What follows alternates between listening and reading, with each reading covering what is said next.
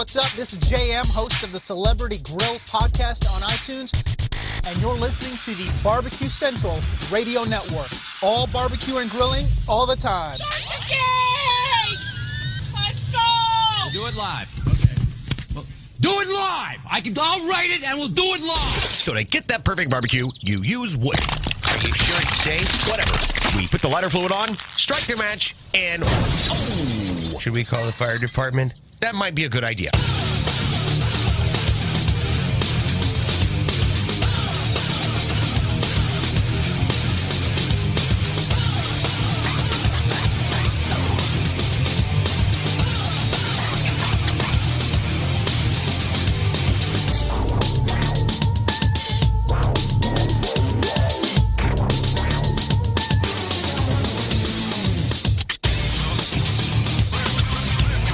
All right, good evening and welcome to the Really Big Barbecue Central Show. This is a show that talks about all things important in the world of barbecue and grilling. The show originates from the Rock and Roll Hall of Fame city of Cleveland, Ohio, the barbecue capital of the North Coast. I am your program host, Greg Rempe. Happy to have you aboard here on your Tuesday evenings. Live fire fun and frivolity show. If you are ready to jump in tonight with your live fire take of any and all regards and you don't know how to get in touch with me, here's how you do that. You can get in touch with the show by sending an email to Greg at bbqcentralshow.com or on the Twitter and Instagrams at BBQ Central Show. Anything else you'll want to find out about the show can be found at the main website, thebbqcentralshow.com. And here's what's happening in case you get the newsletter, and it's a really big barbecue show this evening. In about 12 minutes from now, we have the first Tuesday of a brand new month regular guest, the creator of How to Barbecue Right, the pit master of Killer Hogs barbecue competition team. And we have his YouTube pal, his colleague, a man who is a champion cook on his own right, both KCBS and Steak and At the Home. He's got his own YouTube channel. He was on the show for the first time a couple of weeks ago. All in the same house tonight. It's going to be Malcom Reed. Yes. And that's right, Mr. Swine Life. Yes. Is anybody ready for that? Yes, of course you are. That's going to be the first segment. So all of a sudden I'm worried that we're not going to have near the amount of space to cram both of these stars into one segment. But I'm very happy that both of them are up for it. So we have plenty to talk about. We're going to get a big recap on the Galax Virginia contest. We will also talk about their most recent recipes. I don't know if you've been to Malcolm's YouTube recently or not, but there's some ridiculous meatball barbecue sandwich that he has going on with lots of bread and beef and pork and cheese and sauce. Also, I want to talk to Mark about this Chuck Eye steak. I have a whole take on Chuck Eye steak, believe it or not, and I'm going to ask him all about it, and I'm going to leave it at there for now. But we'll pick it up here in a few minutes. Then, 35 past the hour, we'll move to first-time guest and really the creator of something called the Evo Cooker or the Evo Grill or whatever you want to talk about. One of the hottest things that has hit the live fire industry as far as ways to cook is flat top, right? Yes. Blackstone, ridiculously crazy. There's been a lot of other Me Too like the Blackstone products. But what about the upper echelon of flat top cooking implements? Evo is the one that created it all, and I will have the creator of the Evo, Bob Shingler, first time. Really looking forward to talking with Bob and seeing how that whole thing got started, where they are at today. And then we'll move to the second hour, where 14 past the hour, since it is the first Tuesday of a brand new month. Another YouTube sensation that will be joining me, of course, Sam, the cooking guy, is back on. He is headlong into shooting for his new cookbook that's getting ready to be coming out and hitting the stands. A lot of pictures being taken over the course of the week.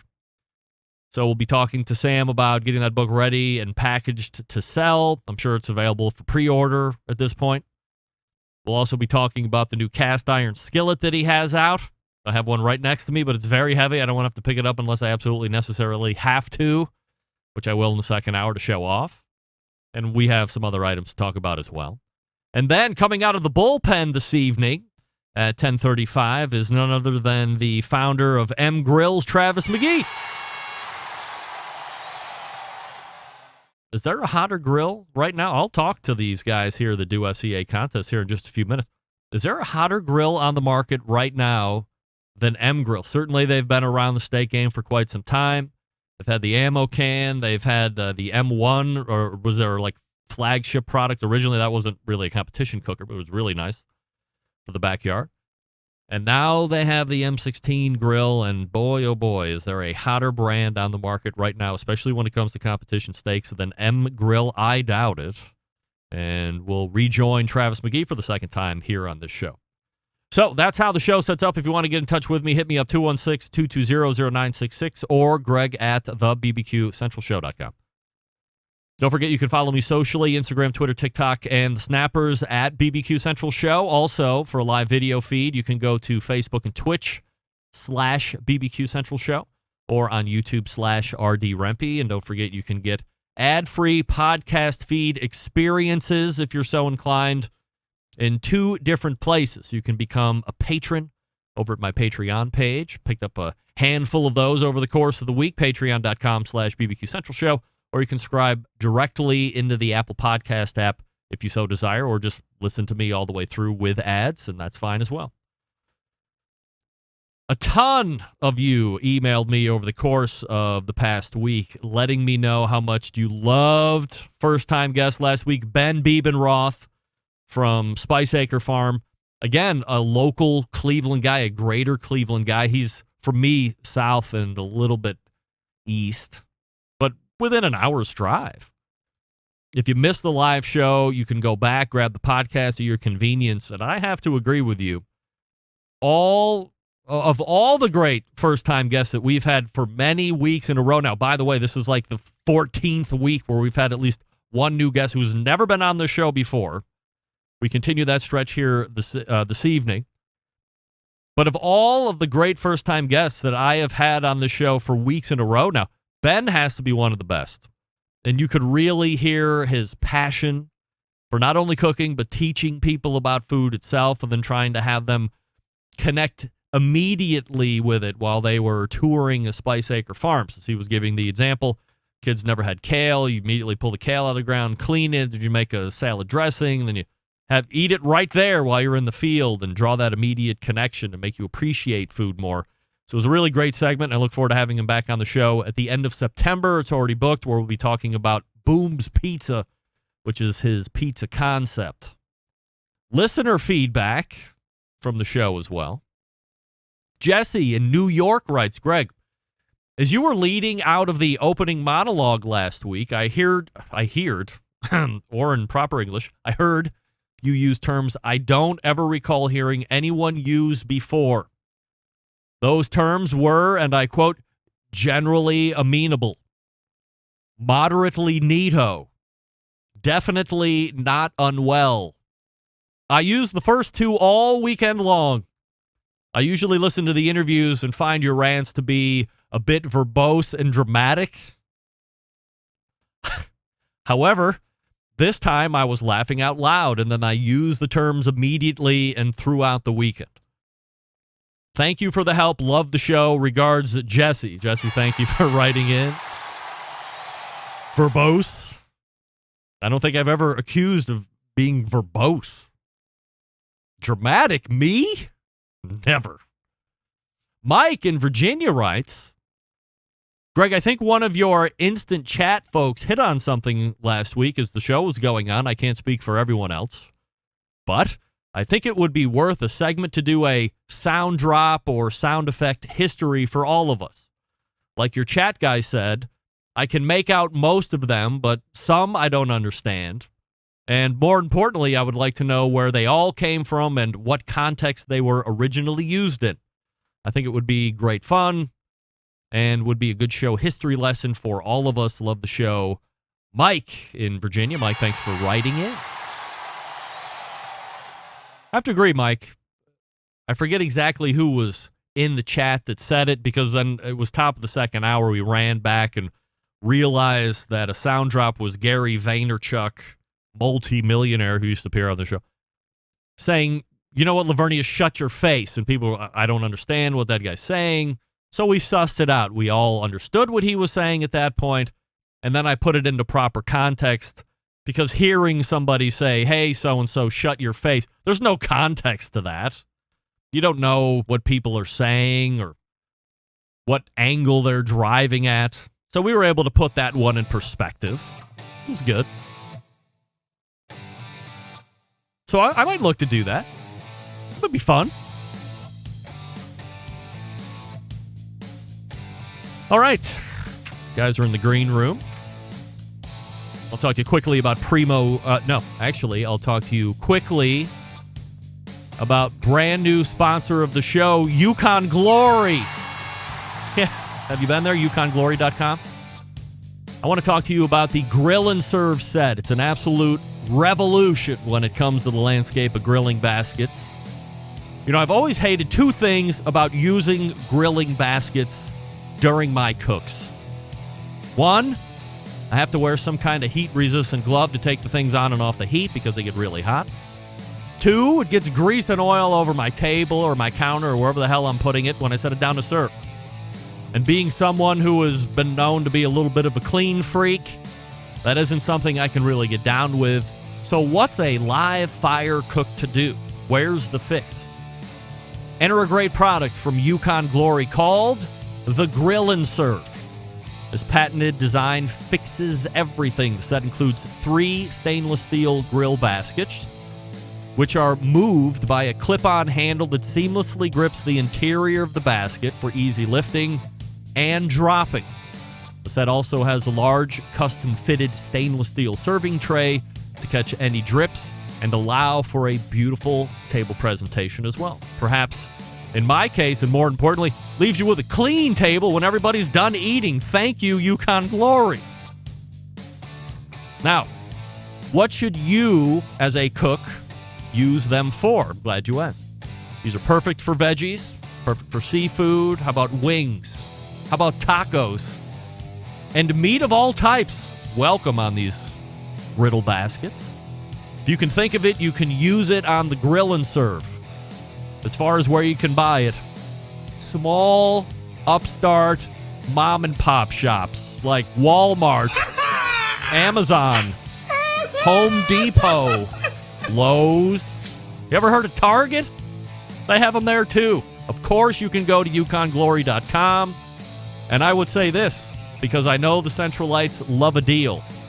If you would like to get 10% off your entire order, go to the website, YukonGlory.com, and use promo code the number 10, 10, the numerals, 10 Central, 10 Central, all lumped together for a 10% discount all August long. Follow them on Instagram and Facebook at Yukon Glory. It's the Grill and Serve, and we are back right after this. Stick around.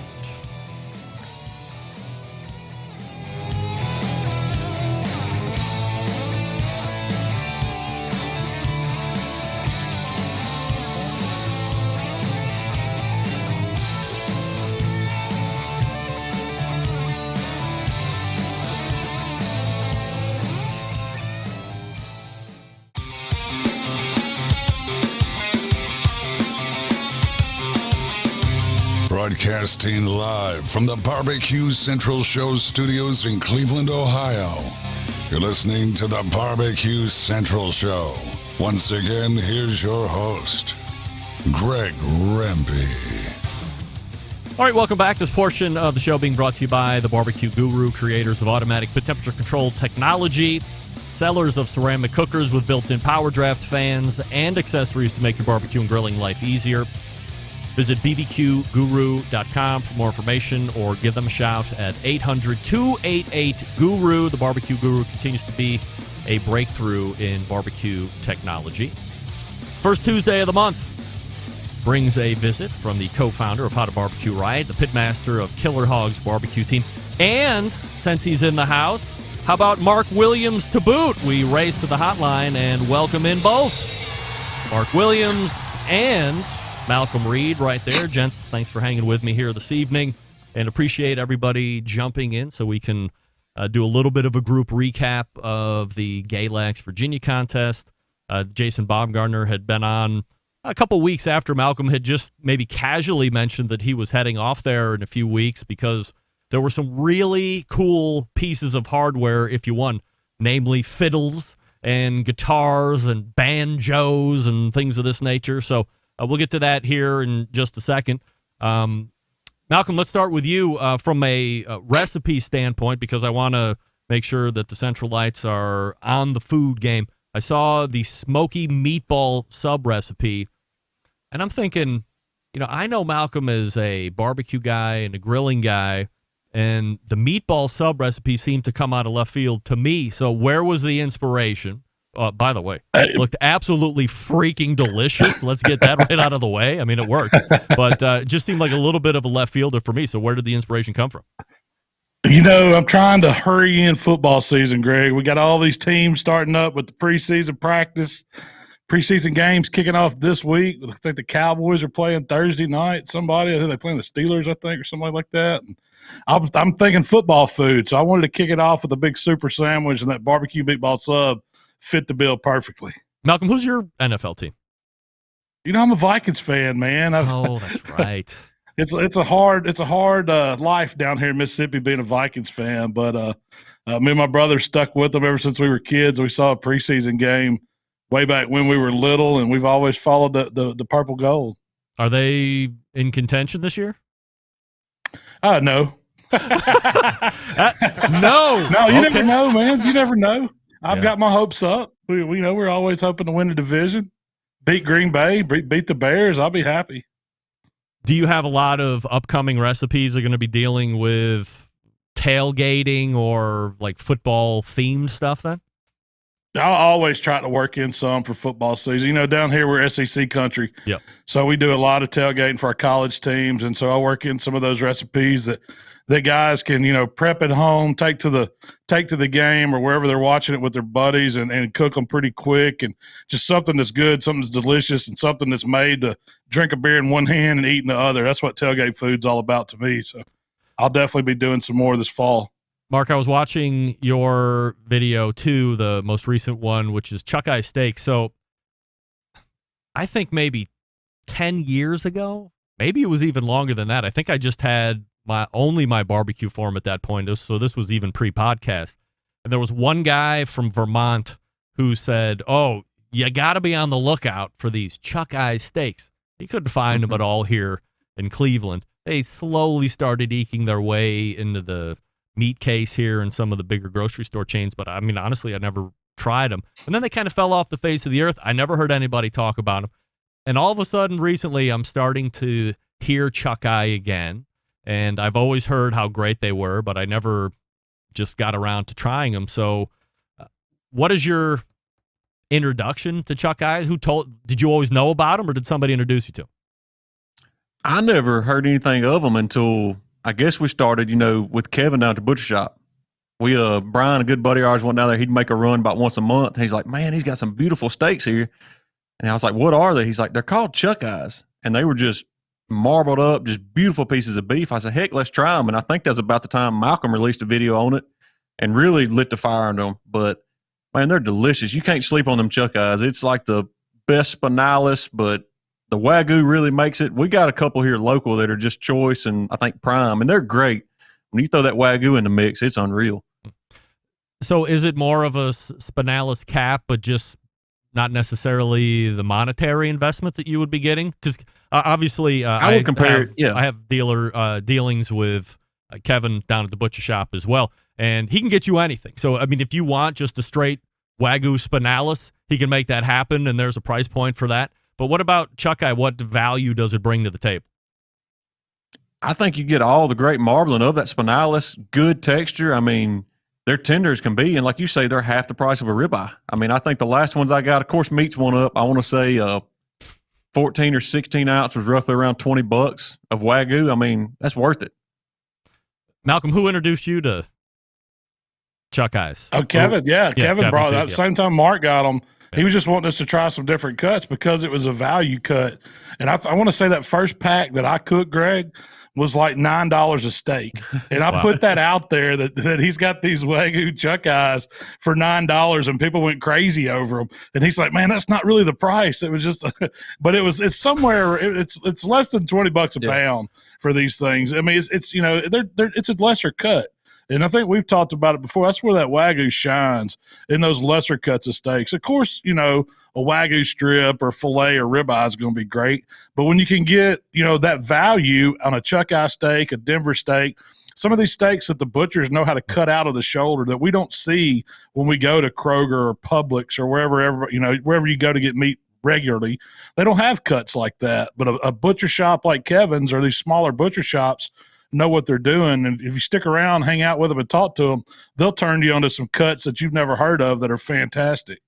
Mark, similar way to cook this as you would any normal steak, just whatever your preferred internal temperature is and away you go, or you got to do anything special?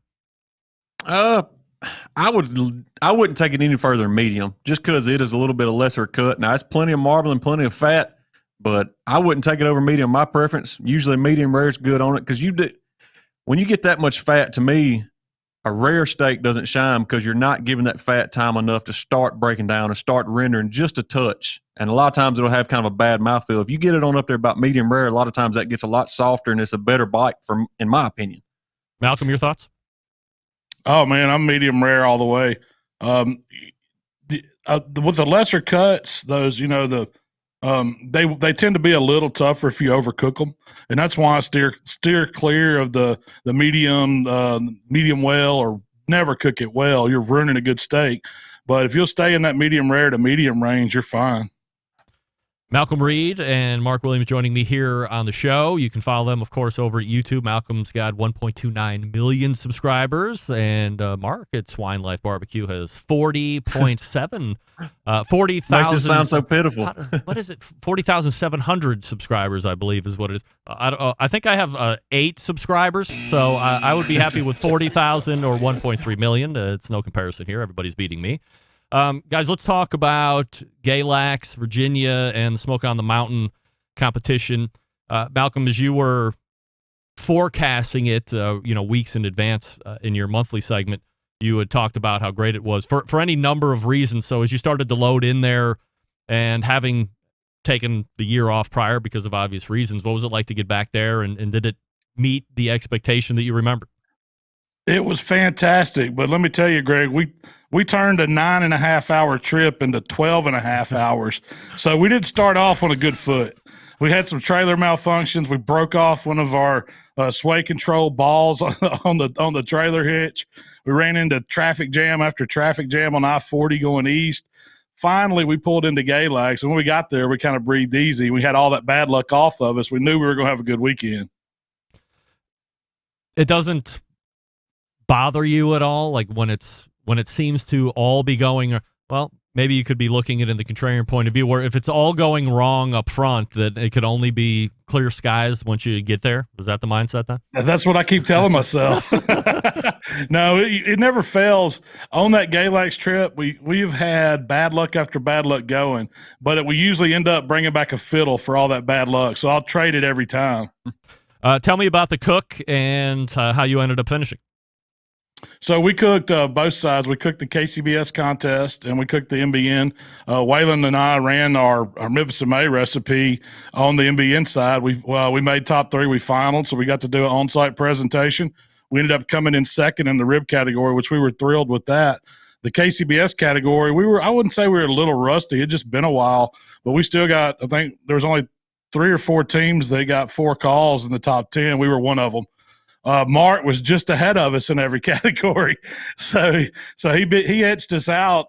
He caused us not to get a fiddle a couple times. I think he was 3rd and we were 4th a couple different times in that contest, but we were happy with our finish.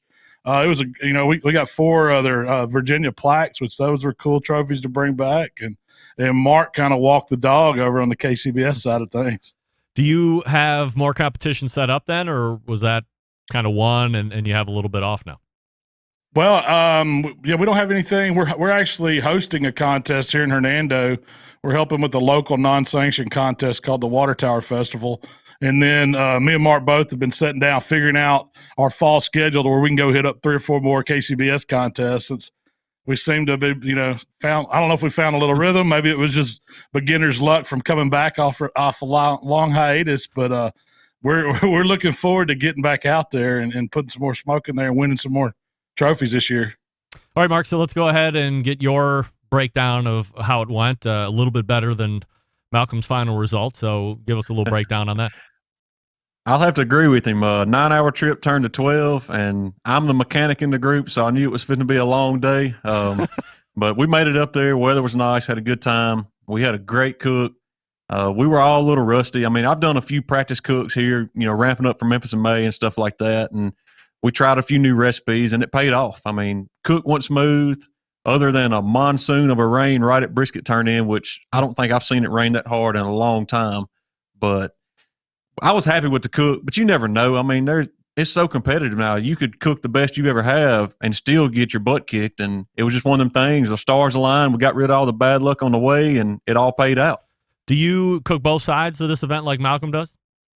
We did. We done MBN ribs in the KCBS 4 categories, and MBN ribs didn't like us as much. I don't know why. We had a good rib, but you just, like you say, there's a ton of good cooks out there. I think we ended up finishing 12th in MBN ribs. So same rib recipe took first in KCBS, so we'll take it any day. How do you account for that?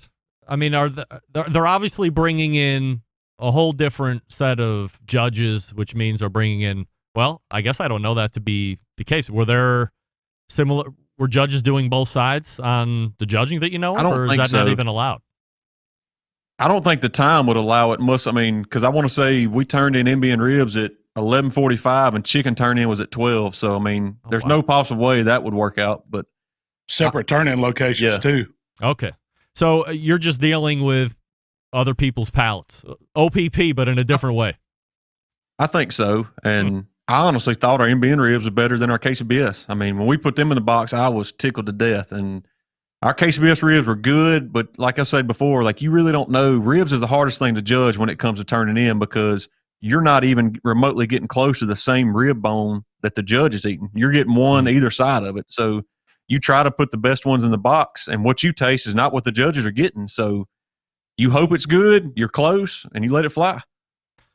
Let me ask you both this question, because I think we've gotten, at least on this show, pretty far away from the regular competition breakdowns like we used to get 7, 8, 9, 10 years on the show or longer, where we could have 2 or 3 different pit masters. And it was very popular back then, and things change, whatever. Is it still a mindset of cooking A to tenderness, then worrying about flavor? But when you are considering whatever final flavor you want, are you testing it or tasting it lukewarm? Because I think there might be, for folks getting into it in the beginning, thinking that the judges are tasting hot food. And I'm sure that's a goal of the judges and the table captains and the food runners and stuff. But I think more realistically, they're getting lukewarm to cool barbecue to taste. And obviously heat changes things, or the lack of heat changes things. So how are you addressing your flavorings, and how are you, when you're putting that together, how hot is the food that you're trying to make those adjustments on, Mark? My biggest thing is chicken. That's one of the categories that I try to get there early and get it as hot as you can. And chickens, to me, it's going to get worse as it gets cooler than any other category, in my opinion. So when I'm cooking chicken at home, I always like to at least wait 20 minutes, and then I try it and see how it holds up. If the skin's still good, if it still has good flavor. But when it comes to the rest of the meat, is make sure that that judge is only getting one bite. So I always like to finish with a little fine ground sea salt just to have a little bit extra pop. And flavor's so subjective, but everybody likes something that's got a pop, and that salt is pretty neutral. It's just going to wake it up. So I wouldn't go heavy on finishing rubs because that could offend somebody. And, salt's usually, like I say, pretty neutral. And most judges love salt. They might not say they do, but they love it. Mm-hmm. Malcolm, how are you figuring out seasonings and all that stuff? Is it on lukewarm food in the end? usually when we taste it, it's cooled off a lot. We like to hold our meat, everything except chicken, like Mark said.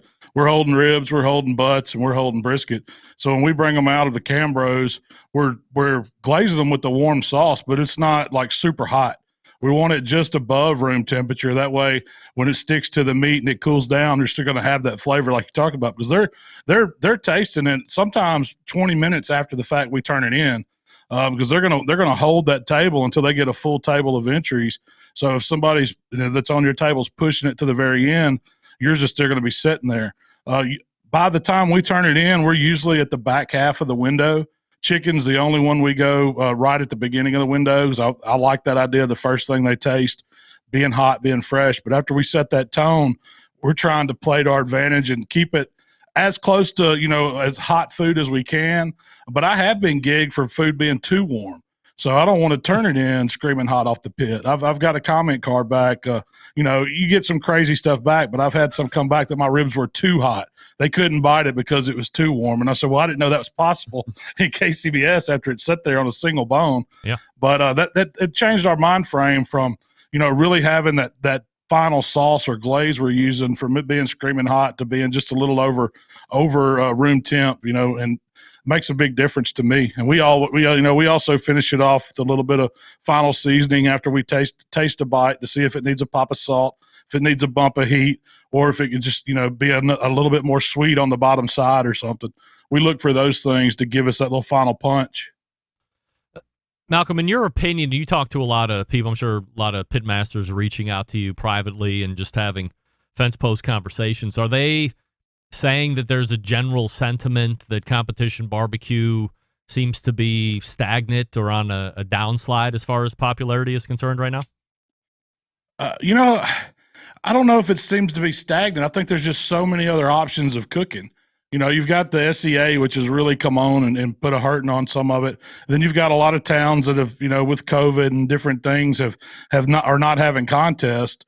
I think barbecues is popular ever, and competition barbecue is popular, but it's not what it was 5 years ago when we were cooking all the time. Definitely. I don't think that there's any less interest. It's just the timing's been bad for cooks, for competition. So I think we're going to see it bounce back. As things come back, people are itching to get out there and compete. And, hoping these organizations find a way to keep attracting teams and younger cooks and kids and the whole thing. Mark, what's your take?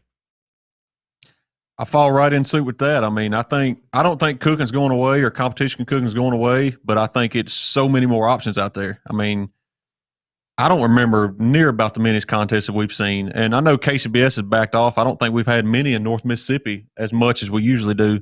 But there's so many other venues with the steak. I've never heard of a chili cook-off till like the last 2 years, and it's like they're blowing up everywhere. So I just think it's so much more out there to people compete in that you got so many more options, and it's kind of just spread out more. All right, we're going to end it with this, and I hate to do this to you guys, but of course I'm going to do it. It's a Sophie's Choice. Everybody loves Sophie's Choice. And this might be a little different for both of you because of where you're at in your YouTube lives at this point. So, Mark, let me start with you.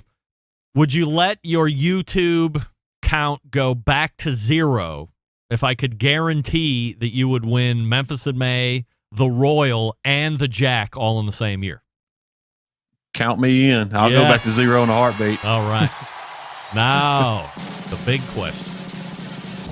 Malcolm, would you go back to 0 all the way back to the beginning if I could guarantee that you would win Memphis in May, the Royal, and the Jack in the same year? Oh, in a heartbeat. I'm fixing to be $1 million on TikTok. Do I have to lose TikTok too? Or can I keep my TikTok? Oh, you keep TikTok, but YouTube is, I think, where everybody has found you over the last 5 or 6 years. And granted, that TikTok is blowing up like crazy. You got damn near 700,000 followers on TikTok already as I'm stalking you constantly. But so you would go back to 0 if you could win all 3 of those. You're not even blinking an eyelash. I'd retire, Greg. I'd retire. I would just be my swan song, and I'd probably go deliver pizzas or something. Fair enough. Well, you can find Malcom Reed over at howtobbqright.com. Mark, tell everybody where they can find you at. You can find us at swinelikebbq.com. We got YouTube, Instagram, TikTok. If you got any questions, let us know. Guys, appreciate the time, and we'll look for you again next month. Thanks, Greg. Thank Always you, a Greg. pleasure. There he is.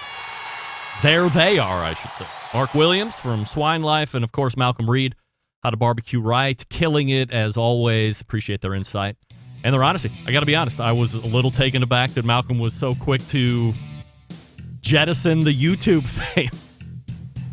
Always easy to say when it's not really something that can happen. Because let me rephrase that. Malcolm has a shot, and so does Mark, winning all three of those. But winning all three of those isn't going to then make their YouTube go to zero. Maybe we can figure out some way to make them bet on that. I don't know. All right, Bob Shingler is in the green room. We'll get to him here in just 1 second. We'll talk about Evo. I'll talk to you quickly, though, first about Primo Grills. What do we love about ceramic cooking? We love that they are fuel efficient. We love that you can achieve low and slow temperatures for traditional barbecue meats. We also love that you can get rip-roaring high heat for grilling steaks and other thin cuts. But what's missing in the everyday ceramic cooker lineup? The real ability to do true two-zone cooking. Two-zone cooking, very important to both professionals and backyarders. It's the best way to manage a fire, cook with confidence. However, getting a two-zone fire in a round ceramic cooker, not very realistic. Why? Because it's round. And they're Primo grills. And their game-changing oval design, the shape gives you the ability to execute two-zone setups that you desire. It also gives you the other ceramic grill benefits as well. Really, when you break it down, there's more than 60 different ways to configure the Primo cooker, so you are only limited by your culinary imagination. We all know that lift hinge has been revamped. It gives you that nice 8-pound lift, which is really light. There were more revamps on the top and the bottom air dampers as well, but you are waiting for more, aren't you? That's right. Primo has covered. The most anticipated accessory to date is out. You can get it right now. The Primo Grill Rotisserie will turn out great food, including everyone's favorite chicken wings with ease. Go online to primogrill.com, check out or visit your local Primo dealer, and pick one up there. Coming a bit later, the Primo Grill Pizza accessory. Everybody loving pizza. So keep your eyes peeled, pun intended, for that one. Here's the bottom line. Best ceramics in the biz, yes. Patented technology, of course. True two-zone cooking capabilities and multiple sizes, yes. And if you just have to have a round Primo, they make those too. But really, consider the oval one for Pete's sake. PrimoGrill.com for a dealer near you, or check them out on Facebook or Instagram. Who's ready for a Primo? I'm ready for a Primo. We're back with Bob Shingler for the first time. Stick around. We'll be right back. You're listening to the #1 most downloaded barbecue and grilling podcast anywhere. The Barbecue Central Show.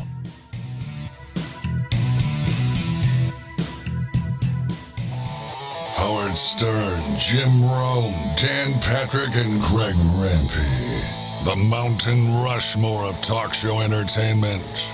Now, let's get back to the Barbecue Central Show. Welcome back. This portion being brought to you by cookinpellets.com, your #1 source for quality wood pellets for all your pellet-driven cookers. Visit cookinpellets.com for more information, to view other products, or more importantly, to purchase. You can also check them out on Amazon.com as well. My next guest tonight, responsible for bringing one of the most unique cooking platforms to market, all based on his want to what?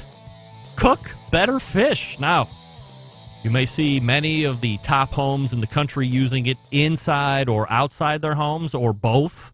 And you also see my first guest in the second hour tonight using it all the time in his videos. Ever heard of Evo? Of course, but if you haven't, you're about to get schooled right now. We race to the hotline and welcome in first-timer to the show, Bob Shingler. Hey, Bob. Hey, Greg. Thank you very much. I just wanted to say that Mark and Malcolm, real inspirations, and love barbecue. So are you followers of theirs by chance? Like, you know them? I am not, but I'm going to be. Yeah. Yes. Well, Malcom Reed has damn near 2 million YouTube subscribers. Mark's started a little bit after him, but geez, I mean, he's got 40,000 YouTube subscribers. I would love to have a combination of somewhere in the middle at some point by the time I call it quits, but who knows? So I'm glad you could meet those guys and hear what they were all about. So before we talk about the Evo itself, can we get a little bit of a background about you, like where you grew up, where you live now, food experiences as you come of age, and we can build in from there? Yeah, it's a long story. I grew up in a family that loved to cook and loved to entertain. My mom was Italian. So there was a lot of very good Italian cooking going on all the time. I have a younger brother.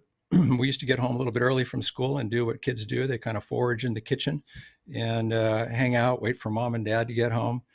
And then we'd have dinner, we'd all cook together, and we had a big open kitchen with a dining room table and a big lazy Susan. And so we, hang out in the kitchen and tell stories, and very relaxing, kind of fun atmosphere. And then when we'd sit down at the dining room table and we'd say the blessing, and things would get a little bit more serious about school and about what we were doing during the day. So those were all really good formative experiences. And as I got older, I really started to enjoy cooking different types of foods, and I think my palate increased. I think I heard you say something about OPP. I used to really kind of look at what other people were eating and try and figure out, what were those flavor profiles different from, how I grew up. But the other formative piece was that my father was an engineer and a machinist. We grew up for a time in West Los Angeles on the beach, and then we moved to Oregon on a 60-acre cherry orchard. So we had to take care of all the farm implements, and if we didn't have a tool, we would build a tool. So there was always a lot of really good experiences there. I love to cook and entertain, and you're right. I think cooking salmon was the impetus behind the Evo grill, and I had an outdoor open flame barbecue. I think I won't say the name, but it was like what a lot of people have. It was just a gas grill, and I was cooking salmon, as I've done many times before, and trying to entertain friends at the same time. And so the barbecue is outside, and most of the party was inside instead of out on the patio. So I went inside to grab another glass of wine, and I turned around and looked outside, and the salmon was on fire for the umpteenth time. And I think that was just one of those things that caused me to start thinking about a different way to cook. And I grew up around a lot of cast iron skillet cooking. We also had a wood cook stove in our house. It started off to be kind of a project of my father's, but we restored it, moved it into the kitchen, put it on a hearthstone. And so we do a lot of cooking in the wintertime on the wood cook stove, which has as you know, people that don't know a lot about wood cook stoves, they have a flat plate on top that's cast iron, and wood firebox underneath with trivets. And so my mom, she'd take chicken and she'd rub it with garlic and olive oil like a thigh or a breast, and she'd just lay it down on the cast iron top of the wood cook stove.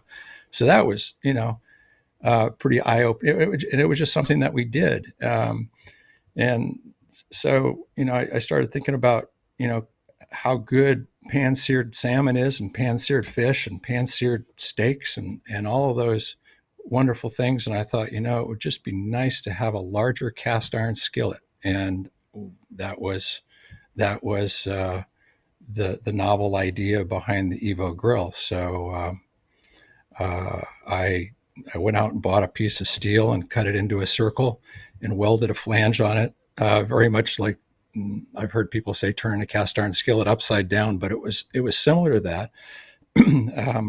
I fabricated some circular burners, and so we had a circular burner. Actually, to begin with, we had 3 burners, circular burner in the middle, in the midsection, and then around the outside section of a 30-inch diameter circular piece of steel. And it produced 1,500 degrees. So I realized that was probably going to be a little bit too hot for salmon. And after some tinkering, found that we had the right temperature at about 700 degrees as a top temperature. And playing around with it, I started cooking for my mom and dad when I got to the point where I felt like, this thing was going to work. And we were standing around with spatulas and just kind of, stir frying a little bit of vegetables. I think we had some chicken at the time. And the thing that struck me about it was this was the experience I grew up with as a kid, hanging out in the kitchen. as opposed to, the other side of the dining room table. And it created kind of this convivial, fun atmosphere. And I gave the spatula to my mom, and she's playing around, and I gave it to my dad, and he's playing around. My brother showed up, and we're all kind of standing there cooking together. And it was like, wow, this is really fun. So I took this early prototype up to my apartment where I was living up in Portland at the time, and started cooking for friends. And everybody was just blown away by it. And especially, and you'll hear this from my friends, that I'm a food purist, and I really love the flavor of how things appear naturally. So, if you go out and spend a lot of money, like Mark and Malcolm were talking about on Wagyu and a nice piece of steak, for me, I like to have that steak speak for itself, or a really nice piece of salmon, have that salmon speak for itself, or vegetables. So, and what, cooking on a cast iron skillet does, or black oil seasoned steel, is it allows, the natural fond and flavors to come out. And so that was one of the things that I think everybody appreciated. And then, I ended up hooking up with a very famous Cajun chef, Paul Perdone, and experimenting with a lot of his spices. So, I was also into blackening. So, I had this blackened chicken Cajun sandwich that everybody just thought was fantastic. But what I started to hear was, hey, I want one of those. And hey, I want one of those. And I thought, hey, there's an idea here. So I filed a couple patents, and I think it was 3 years in the making. And 3 years later, I quit my day job of 10 years and started Evo in 2001. Lots to unpack here, Bob. Can I stop you just for 1 second? Holy moly. You bet. So, as you conceptualize making what was then going to be like the prototype of Evo, how old of a guy are you? Right now, I'm 63. Yeah, but originally, when you conceptualized it, how old are you? Oh, geez. I was probably right around 49 years old. Okay, so not super young, but now, how do you hook up with a Paul Perdone? You run into him at like the Five and Dime, or did you have past business dealings with him, or how do you? He's not typically a guy you figure you would just run across. No, you wouldn't. But he had some great spice, and I started experimenting with a thing called Poultry Magic. I don't know if you're familiar with that, but it's a fantastic kind of cross flavor. And then as Evo started to take off, we did shows at various places. One of them was Cater Source, and he was there, and I got a chance to meet him and learn a little bit about how he blends his spices. Although I think he's got secret ingredients that you'll never know about. But yeah. So you get in 3 years you leave what were you doing before Evo? I was working for an Intel spinoff company called Faxback. So it was more of a telecommunications company that built systems that automated literature fulfillment to a fax machine. Pre-web. Yeah. Well, fax machine is still the most ubiquitous protocol in the world. So you can go places and always get a fax where, you can't get a phone call or you can't get the internet. Although that's, changing a little bit. When you decided that you were going to get Evo off the ground, as you said, you had filed a couple patents. Somebody coach you on that? Or, I mean, typically, guys getting into business for themselves the first times aren't necessarily technically savvy. So did you have like a mentor or somebody else that said, hey, Bob, great idea. By the way, protect yourself? No, it was just something I knew I needed to do. I read about patent law, and I read about what inventors do that have ideas and how they want to protect ideas. And I thought, this is a product that I really love, that people around me really love. And if I can, build a business around it, I better have some protection on the idea. So that's, and then I looked for a good attorney in Portland, and I found a guy who really liked what I was doing. I actually talked to several attorneys, but I finally found somebody that believed in me and believed in what I was doing, and and I went, started that process with him. How quickly does it take off? Like when you start Evo as the company, and until you did you know pretty much right away that this thing was going to be pretty successful? I had no idea, no idea at all. And I knew it was successful in my heart, and it was a way that I like to cook. And I wanted the opportunity to share that with other people, and everybody that I met that saw the grill loved it. The people that cook on it loved it. It just, it's still taking off. Here we are, and it took a while in the beginning, because those of us, when you introduced a circular flat top grill, it was a game changer. We created a new market segment because there was never a circular griddle. There's always square griddles, but we were going after the residential marketplace up against open flame grills and smokers and Webbers. And what we used to hear from people constantly is, how do I get grill marks?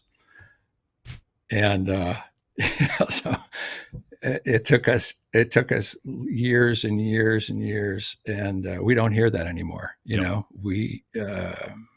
So that there was some really strong competition, but I think that people are embracing what I recognized early on is the convivial nature of just being able to set up and cook, in an outdoor kitchen and in an area without all the smoke associated with open flame grilling. So you can stand there with your kids or your wife, and just, for instance, you can do pancakes and egg breakfasts in the morning with your kids. There's not an open flame that, they have to be worried about. And it's just a really forgiving platform to cook on. Bob, I don't think that flat top cooking has seen the popularity in years past as it is now. I personally know people who would never buy a grill in a traditional sense, but they've purchased a flat top to use outside. The biggest mass market name right now is probably Blackstone. Seems to perform well. Obviously, the price points where the general public would like to see it, or at least buy it. Accessories widely available. There's some other Me Too units out there that compared to the Blackstone. So as a prospective buyer, if somebody's looking to get into the flat top space, how do you tell them, or what should one consider when you look at, option A being a Blackstone, option B being an Evo? I mean, there's a pretty considerable price tag jump, but obviously there's things that go along with that. So how do you coach people through that process? Well, I subscribe to the theory of buy it once. So buy the best and only cry once. That's what we say in barbecue. Cry once, but we've also said that we build an heirloom product, so it's something that you're gonna have forever. And if you maintain it, it's not going to fail on you. It's just a beautifully made product. It's got great components, and I think Blackstone and the other flat top products that are in the market, they're great products for what they are, and they're helping to build the awareness of what you can do with a griddle. And so I think it's good for everybody. We just happen to build something that's circular, and nobody else has got circular, in the category that we have. Is nobody else allowed to have circular in the category at this point? Well, there's it has to do with intellectual property. On this, on one of our models, we had a patent that lapsed. So there's imitators that are in the marketplace that have come out with other circular flat tops. Cuisinart being one of them. I haven't seen any other circular one yet, so it's probably not making huge rounds at this point. But is that a portion of the business? Like, do you have somebody on staff that's supposed to be watching patents to make sure that doesn't happen, or was it all right and you didn't really care to renew that one?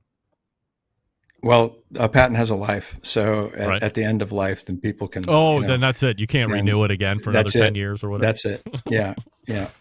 Well, you just innovate around that, so you build better things, and we have many patents, and we have freestanding grills and we have drop-in grills. So the model that I'm talking about was our the original freestanding grill.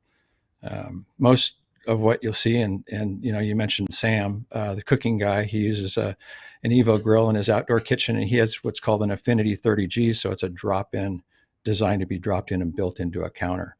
And that's got a whole separate set of patents. So we could run that one out here for quite a few more years.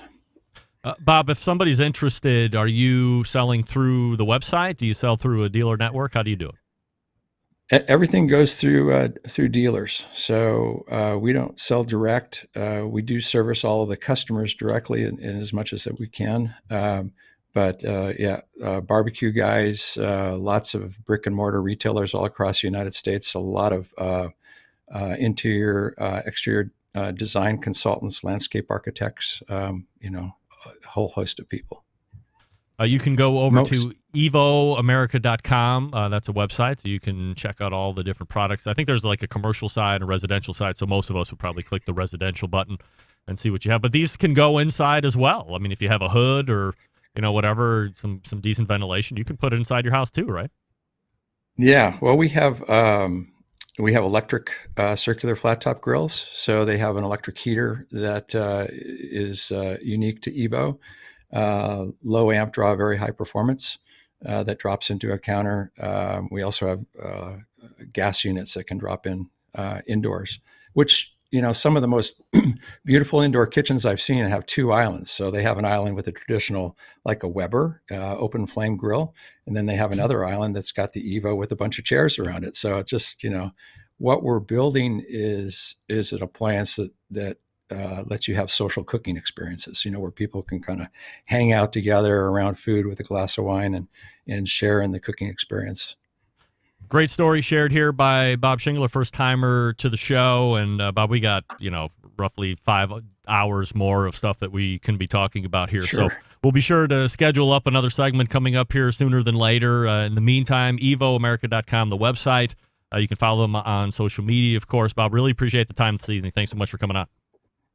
Hey, thanks, Greg. Take it easy. You got it. There he is, Bob Shingler right there. And once again, you can find him over at evoamerica.com. Click on the residential side. One of us is eyeing that professional wheeled cart. That would go great on the freshly ungrassed side yard. That's right. No more grass, side yard. Cement all over you. As it should be. All right. Let me talk to you quickly about Pits and Spits before we get ready for closing of the first hour and heading to the second since 1983. Pits and Spits, handcrafting smokers, grills in Houston, Texas. In that time, Pits and Spits has established itself as one of the premier brands in high-quality offset smokers, more recently pellet cookers. Pits and Spits setting itself apart by using heavy 7 and 10-gauge stainless in every cooker, fully welded construction that you can feel when you use the unit, and a 304 stainless roll-top lid and front shelf on every single smoker. So why does it matter? Well, by using higher quality materials, Pits and Spits smokers reach and maintain temperatures, allowing you to worry more about the meat than the heat. By providing fully welded smokers, you don't have to worry about the grease or smoke leaking out of the barrel, about that grill rattling apart as you move through the backyard. And by using 304 stainless, you're getting an heirloom quality product that you'll be able to pass down to your kids.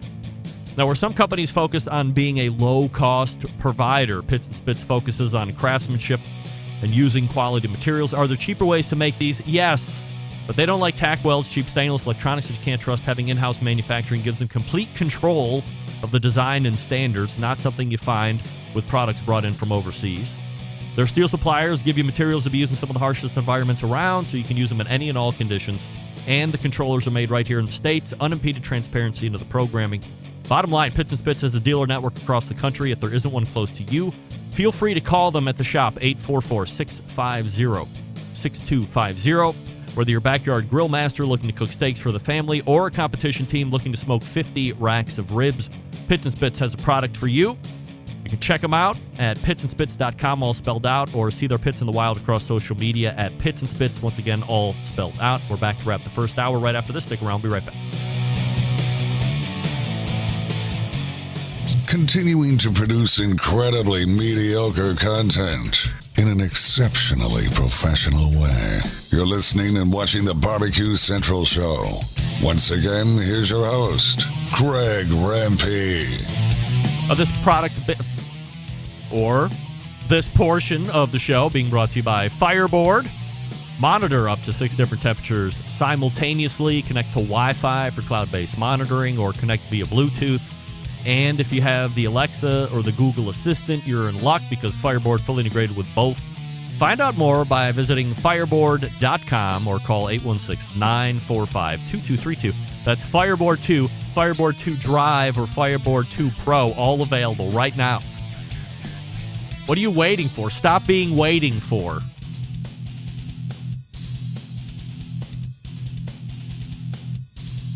Dan, instant messaging. Centralite should get a 70% discount on an Evo. Greg, make that happen. Totally agree, Dan. You couldn't be more right. I would like 70%.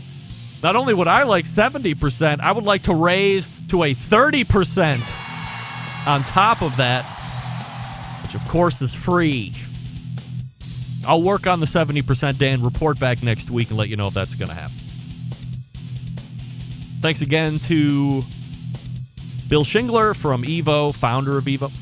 And also, we thank Malcom Reed, Mark Williams from the first interview segment, How to BBQ Right, and Swine Life Barbecue. We are pointing to the second hour where we will reveal the winner of the Barbecue Central Show's American Idol Edition Season 2. Will it be me? Will it be John Solberg, Michigan embedded correspondent? You stick around and find out next. You're listening to the #1 most downloaded barbecue and grilling podcast anywhere. The Barbecue Central Show.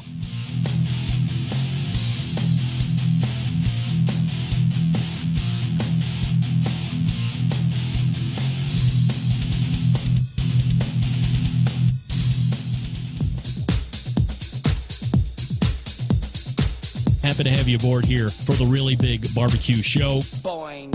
We cook because we have to, and we grill because we want to. Hit me! Fine, how's it going? You have a great show. I'm a big fan. Boing. So what seems to be the problem here? This man looks like he's dead, and he's in the crackle. Charbono! It's all about the charbono, dude! Succulent fish! What? He ate 2 feet for wiener. Now listen, Libertius, shut your face. I'm shaking like a dog shit peach seeds. We have top men working on it right now. Top men. And just like that, we are into the second hour. Welcome aboard. It's the Barbecue Central Show. We do Barbecue Central Show type things on this channel. Important barbecue talk, breaking news, fun and frivolity abound. Strongish Ghoul 9 from Twitch. We want to say hello to the Twitch audience. Twitch.tv/BBQ Central Show. Do you read the chat? Yes, we read the chat. Do I react to the chat all the time? No. I'm doing a live show. I can't react to everything you write. But if it's interesting enough, I might read it to myself, and if it's really interesting, I might share it. Still to come on this show this evening, Sam the Cooking Guy will be in. Also, Travis Magee from MGrills will be joining me. You can follow me socially at BBQ Central Show on Instagram, Twitter, TikTok, and Snapchat /BBQ Central Show on Facebook and Twitch for video feed /RD Rempe on the YouTubes for an additional video feed. And don't forget, you can get an ad-free podcast feed experience if you desire by becoming a patron over at the new Barbecue Central Show Patreon page, which is patreon.com/BBQ Central Show. Or if you are an Apple Podcast user, you can get the ad-free show experience by subscribing directly within the podcast app itself. Yes. Episode 188 of the Best Moments of the Barbecue Central Show in 10 minutes or less is coming up this Friday, bringing you back to July 15th, 2014, with a visit of none other than Sterling Ball from Big Papa Smoke. One of the main topics we hit that night was regions of barbecue in the country and how it relates to flavor profiles. We also talked about how much barbecue was on TV at the time and if that was helping or hurting the industry and if it was specifically affecting the competition side of things. Sterling, always a great guest, and isn't afraid to share his real opinions So be sure to tune in for that. Don't forget, if you want to hear something that you've heard in the past, email John Solberg, Jon at thebbqcentralshow.com. All right, let's do this. How am I going to do this? Where are you? After 4 months of hotly sung songs, we have come to the finals. The results show. Everybody thinks that the finals of the singing is the most anticipated. No. The results show of the finals is what we all want to hear. That's right. We want the results. So without any further lollygagging on my part, we bring in the guy to my right, if you're watching, John Solberg from Michigan. Hey, John, how are you this evening? Good evening. Fantastic. Thanks for asking. I can't imagine you are on the pins of the needles on what these results are going to be this evening. I am, and you wouldn't tell me.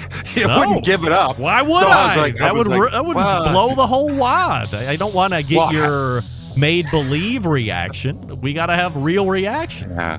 It's like I had to get over it. I had to block it out. I was ruining my day. I was like, okay, he's not going to tell me. Suck it up. Right. 10 o'clock, I will find out who won this thing, and I can start working on the next year. I didn't tell Jeff Rice, even though he knew it was a boat race right from the beginning last season.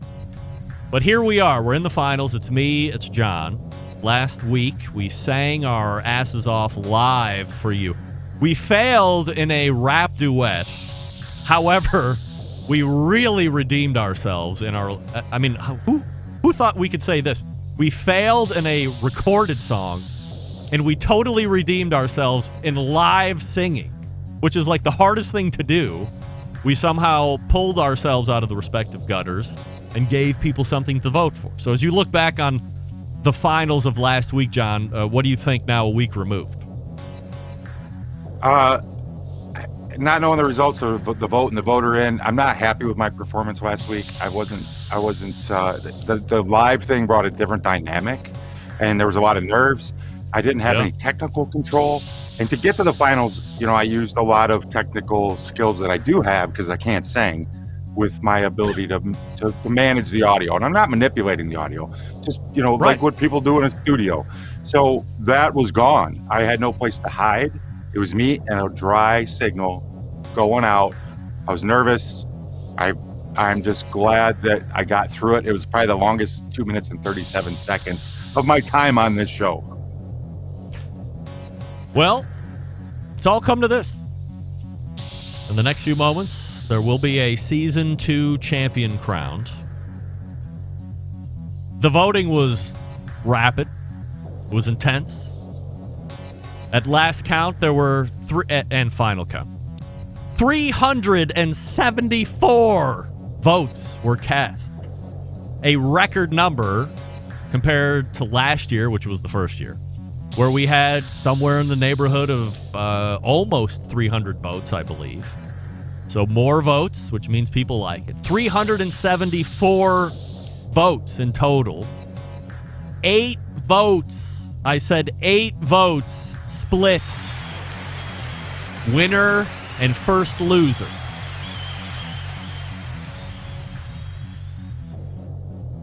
The person who was Season 2 champion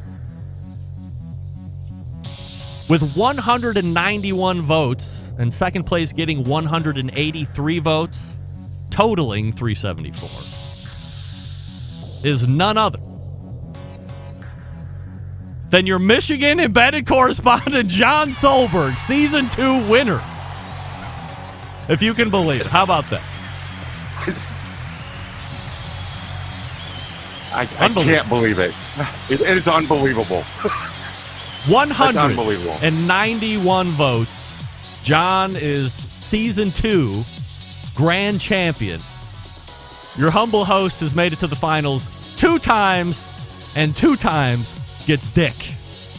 This is my show, and I'm still walking away wanting the overall grand championship. That being said, John, I turn it over to you as we talk about your new crowning achievement. Perhaps the biggest thing you've ever won in your life is season 2 of American Idol, as everybody is quickly racing in with congratulations. Your thoughts, John? Thank you very much. I want to thank everyone who even took the time to vote for either one of us, just to take the time to send an email. It's unbelievable. Eight votes split us. It's an honor that I was carried through, because you are one heck of a competitor. You're a great singer. So I got to thank everybody who took the time to vote. And I want to take a minute to thank Rod Gray, because this last 4 months is not necessarily fun.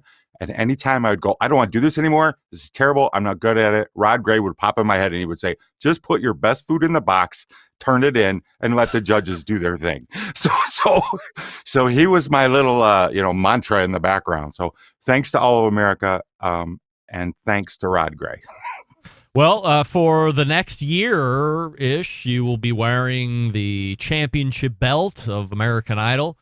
Jeff Rice obviously was not a repeating champion, and I would assume you will be back for season 3 to defend your title. I will be back for season 3 because, yes, you know what? The harder you work, the luckier you get. So we're not going to blame this on luck. Anybody can land a plane on a river in New York. If you do it twice, you're going to impress me. So I need to come back better, and I need to come back stronger. And I need to. That's a true statement, isn't it? So I'm coming back and going to improve, continue to get better, see if I can make those judges happy again. All right. Well, there he is, your season 2 Barbecue Central Show's American Idol winner. Not me, John Solberg. Right there, John. Appreciate it as always. I mean, I'm so close. I had 183 votes. On most days, that wins the day. On this day, no. I wind up 8 votes short. Technically 9. 8 votes would have tied it. What happens if it would have been a tie? Would we have had a sing-off? Oh, dear. I don't even want to think about that. But there was no tie. John won by 9. 191 votes for John, 183 votes for me. I can't believe 374 of you people actually voted. Thank you. Which just encourages me to have season 3, everybody. Get ready for next springish. Maybe we get Sam the cooking guy to sing. Before we get to him, he's in the green room, by the way. We head on over to BigPopSmokers.com and check out everything that they're offering, the rubs and seasonings. 13 perfectly balanced flavors for you to treat friends and family to, or judges if you're in the competition scene. How about sauce? You want sauce? Yeah, they got it. They own Granny's barbecue sauce. Looking for a new go-to sauce that's going to please everybody? Granny's, the one you want to try. Great by itself. Great as a base sauce that you can doctor from there. Aside from the premium selection of rubs and sauces, they're also selling cookers. If you're looking for a versatile cooker that's easy to use, check out that Mac 2-star General Pellet Cooker. Big Papa Smokers, the exclusive Mac dealer, even offering special packages. Not a fan of pellet smokers? Fine. Take a look at that Old Hickory Ace BP, the only charcoal smoker that Big Papa trusts on his competition trailer. If you're not sure of what grill you need, call and ask questions. Please, 877-828-0727. Sterling might answer the phone himself and consult with you, free of charge. I'm not saying he'll do that. There's a chance. 877-828-0727, or shop the website bigpopsmokers.com. That's BIGPOPPA smokers.com. We are back with Sam, the cooking guy, right after this. Stick around. We'll be right back.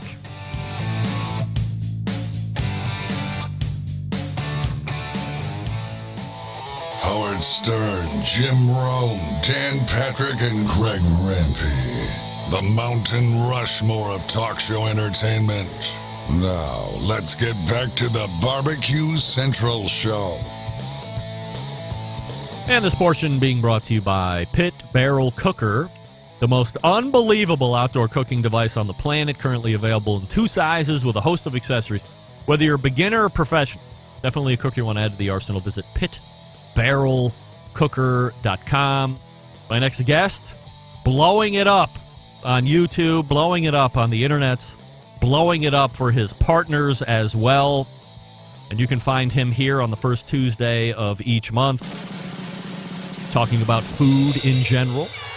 Sam, the cooking guy. Hey, Sam. What's going on, buddy? It's a hellish week for you, I am to understand. Wow. Worst ever. Look at you taking pictures all over. I shouldn't complain about what I get to do for a living.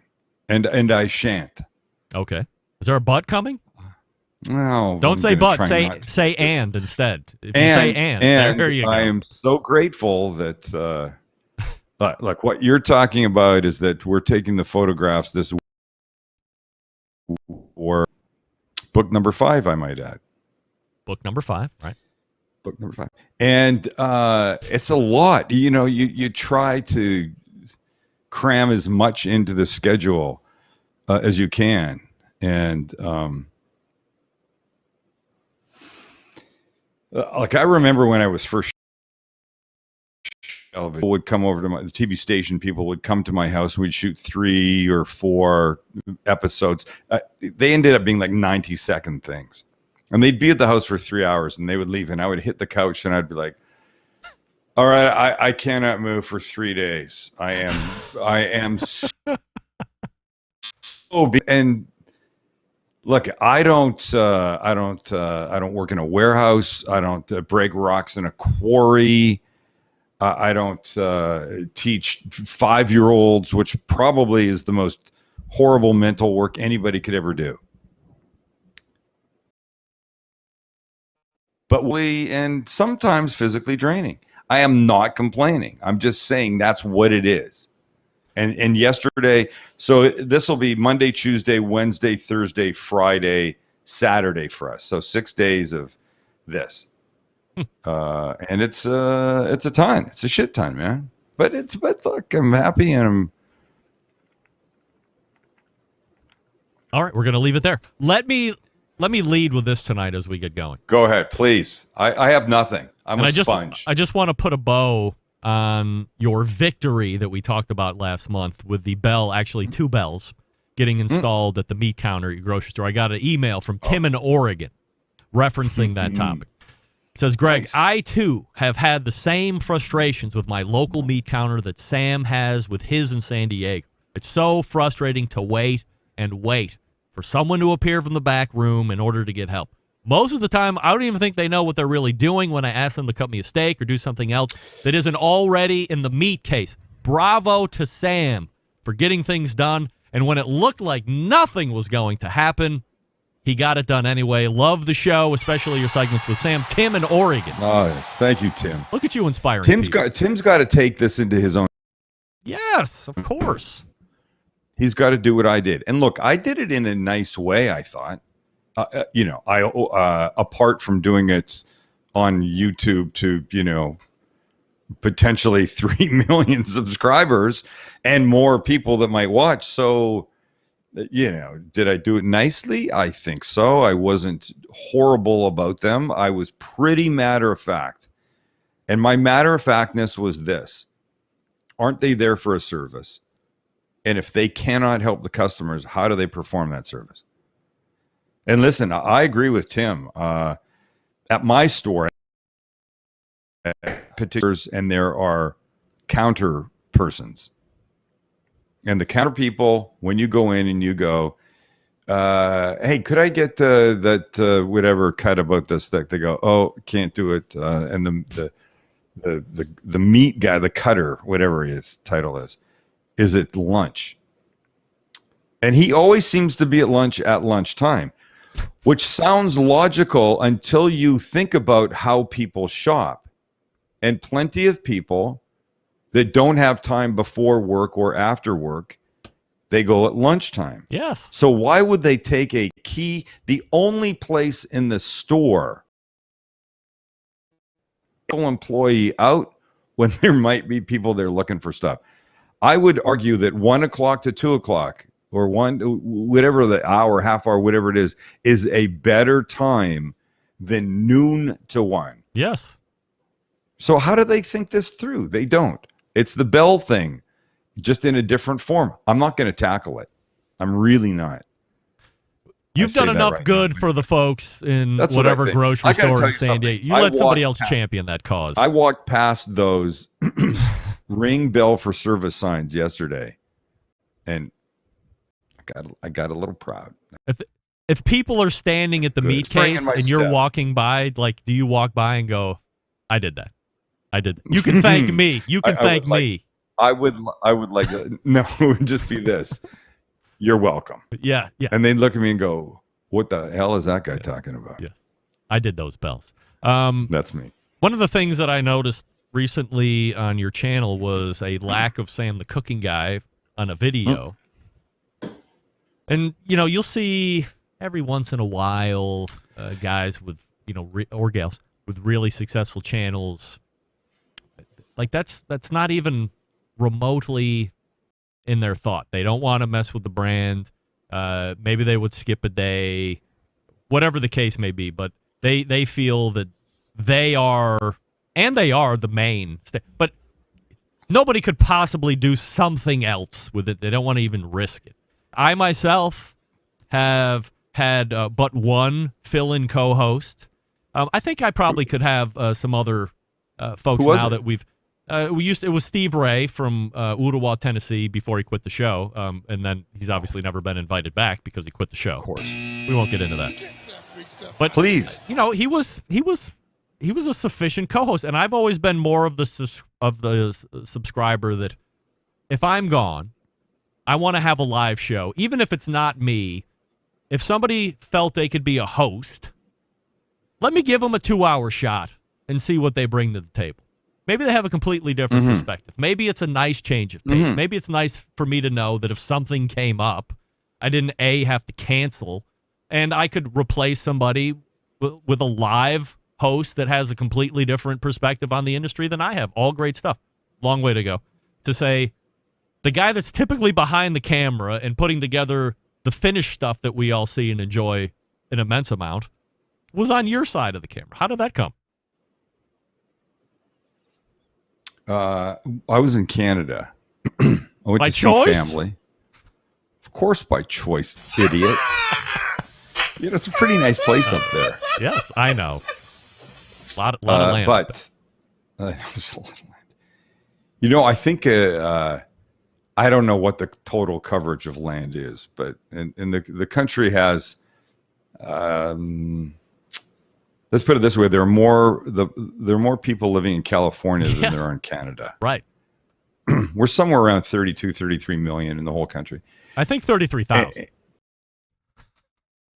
And I think something like 90% of that lives within, 50, 60 miles of the American border. Yeah. And then it's just freaking hinterland and igloos and lots of snow and full ice pack for the whole year. But I went to see family, and I only went for a couple days. It was only the couple days that I could go. They had just opened up the border. There was an important thing I needed to go do, and Max said, "We're down an episode." I go, so. Like, what does that mean? You just didn't have one, or one took a dump, or it got corrupted, or what? Sometimes we're not shot ahead. Oh. We'd like to be, but we're not. But sometimes things change for one reason or another. Sometimes we'll shoot an episode that will have an integration attached to it that we can't change. They need to change the day. Whatever it is, it's just whatever. We don't plan for it. We don't like it. We'd like to be regular 3 times a week, and you can count on that. So far, you can count on that. And Max goes, "Okay, I got an idea." I go, "Great. Just run with it." And then I found out, and I was like, "God bless you. Fantastic."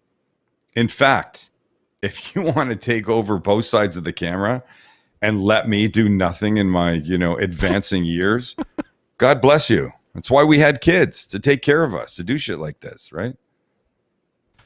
Was he motivated previously to do this side of the thing? Or I always thought, I don't have any knowledge on this, but I always figured, I mean, he doesn't even mic himself up. like. I mean, he chirps in, but he has to subtitle himself. I was like, well, at least he could mic himself up and you get some off-camera stuff, but he doesn't even do that, which then made me think, well, if he doesn't want to mic himself up, he definitely doesn't want to come around the camera. And then when you've asked him to come around, he's like coy and shy. I didn't know if he's just deferring to you and showing he just reverence doesn't, or what. No. It's not reverence. Honestly, Greg, he just does not like it. It's not his thing. He doesn't want to do it. And he did it, and it was very successful, and it was a lot of fun. And if you don't know, we're talking about my son that shoots and edits the show, filled in my spot. I mean, you started to say that, but I don't know if people. Maybe they didn't. And he hates it, and he did it, and he did an exemplary job. He swore more in one episode than I think I've sworn in the past 30 episodes. It was insane. Unbelievable. It was insane. What do they call it? It was gratuitous at points, it seemed. Well, it would have been gratuitous had he been doing it for a fact. But he was doing it because of his frustration level. Look at this guy. It did not go the way. I love watching this. Like right there, you can see the disdain in his eyes. Like, oh man. I know. It's crazy, but it was fun, and I liked that it happened, and that was good. So I feel like I got to get bigger on the screen to match your size. Do you think that he gets, or do you think he gained a much needed perspective of what it's like from the other side? I think there is a 1,000% way to go. People listen to this show all the time, and they write me in, "You suck. You should do better at this." 30, 40 emails a week telling me how bad the show is, and they're never going to listen again. I wish I only got 30 or 40 emails a week telling me how shitty I was. Well, you're a much bigger audience than me, so it's all scaled. So I think, well, easy for you to say, mister. Why don't you give it a shot at hosting a live show for 2 hours, making it entertaining, asking informative questions, and then more importantly, doing all the research behind the scenes? You think you can just casually stroll in 2 minutes before showtime, bump on, and just be able to bump your gums for 2 hours and make it entertaining? I think you might find a different set of reality after you've tried it. Yeah, he learned a little bit from that. Yeah, he had a new respect for what I did, and but I have mad respect for what he does. Of course, his thing is his side of the it's. I can't do that. People have said, here's what should happen. Max should cook and Sam should shoot and edit. I don't know that's anything anybody wants to see. I could shoot. I know how to shoot. I've been in enough in front of the camera moments that I know what to do. I could self-edit. I know what I would need. My problem is I don't have the editing technical prowess to sit and do that. And so does it make a difference if I shoot it and somebody else edits it? Yeah. Same, but it would take me, 6 months. So maybe I should do that. Maybe we should just get one in the can and just let me work away at it. Chisel away. Sam, enough nonsense. Let's get right down to business here. In my hand. Go ahead. Right here. Oh my God. I can't wait to see what this is. Oh. Look at this. Oh, shit. Turn it up. Turn it over. There you go. Oh, my God. Is that the most beautiful thing you've ever seen? It's the Sam the Cooking Guy 12-inch almost said stainless steel, cast iron That's not pan. Now, and then here it's got Sam the Cooking Guy right there on the grab lid at the lead. Now, oh, my God, I'm bashing everything. Have you used it yet? Yes, I've used it no less than 10 times, and it works really well. Here's the thing. Go ahead. Where I fell even more in love. I like cast iron. You know who doesn't like cast iron? My wife. She hates cast iron. I don't understand. Wait, what? Yeah, she hates cast iron. She thinks it ruins everything. I don't. A cast iron has a history in this country deeper than many things. I understand. So that's crazy. I love the skillet itself, the pan itself. Thank you. Here's something you never find with cast iron pans when you buy. Are you ready for this? I don't know if you've ever seen this. I don't know if you're aware that this comes with it. Look at this. This came with the pan. By the way, silicone grab top, so you're not burning the shit out of your hands. No, you're not. Because it doesn't have a stainless piece like all the other lids do, and your cookware, you burn yourself. And by the way, my cute little face is on that handle. Yes, there it is. Actually, you got to look. It's gently raised. Oh no, hold on. Look at me. Can you see it? Can you see it? I can see it. Yeah. Oh, damn it. Oh. Yeah. No, don't. Trust me, it's there. It's there. Yeah. Look, it's funny. You think about a product. You talk about a product. You start talking and designing and saying what you want and how it should be and this and that, and then when it shows up, it's like having another baby. Oh, that doesn't keep you up all night long. Yes, and doesn't cost you money, and could actually make you money. Yes. So it's actually nothing like a baby, and will be around quietly for generations to come. No yapping, no asking for money, none of that. Forget it. Absolutely. Yeah. When you're putting it together, 12-inch seems to make good amount of sense to me. Obviously, there's varying sizes, and that's something you could probably build into. But is this a clamoring from the audience saying, hey, we want a Sam the Cooking Guy cast iron? I mean, if you're a fan of the show, you cook in cast iron almost exclusively. So it's a natural fit for me. We do like cast iron. The stuff that we do works. You could use it on an open pit flame. You could use it on a grill. You could use it on honestly anything. You could go torch your neighbor's don't and put food in it with the lid that not many of them have, and then come back as the firemen are mopping up and you putting the final flames out.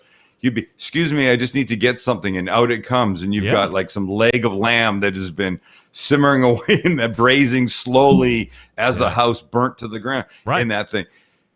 But so as we thought about it, we knew we wanted to do a cast iron pan.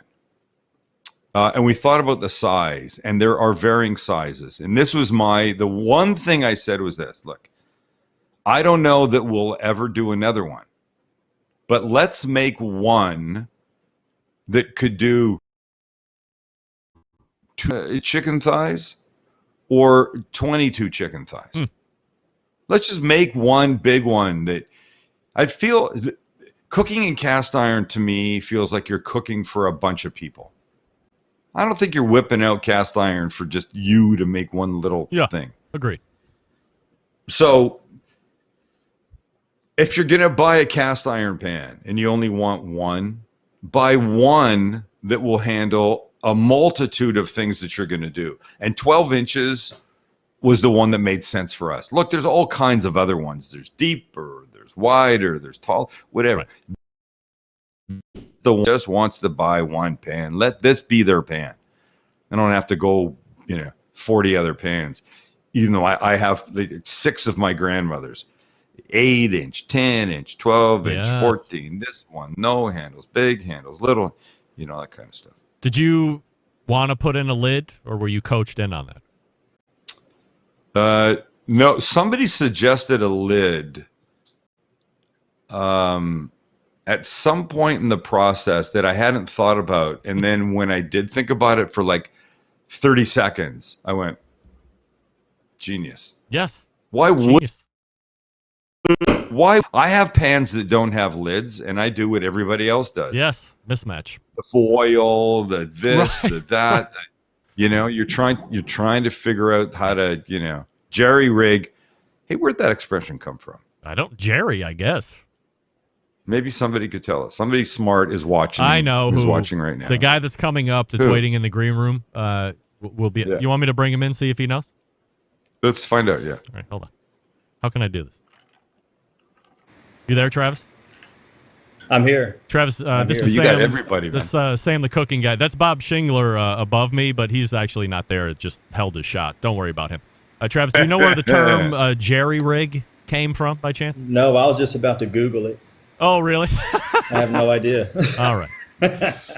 Well, Fantastic. You Google that, and when I come to you here in a couple minutes, then we gonna can Google it. figure it all out together. So, all Hey, right, nice so seeing Sam- you, by the way. There he for is. 2 seconds. Travis Magee right there. He's the creator Nice of seeing you, MGrills. You can go to mgrills.com and check out what Yeah, I he's will. giving to the live fire offerings.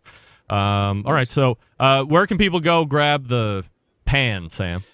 ShopSTCG.com. ShopSTCG.com, and they're in stock?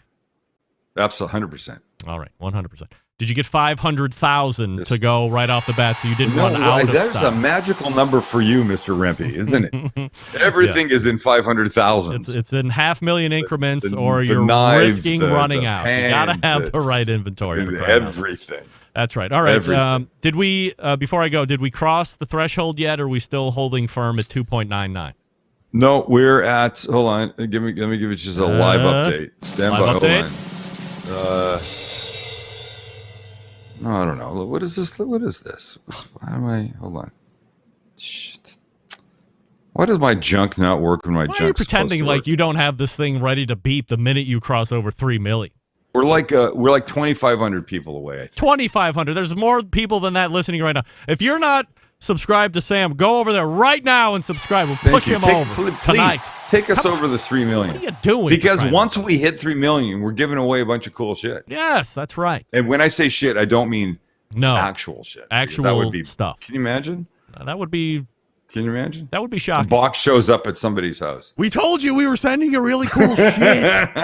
What'd you think we meant? Free products? Yeah. Forget that. Oh my God. You can find Sam the Cooking Guy over at his website, thecookingguy.com. Watch him on social media, and of course, or follow him on social media. Watch him over at YouTube as well, where you can get videos 3 times a week. Go buy the new pan, get the knives, of course. Sam, always appreciate the time, my friend.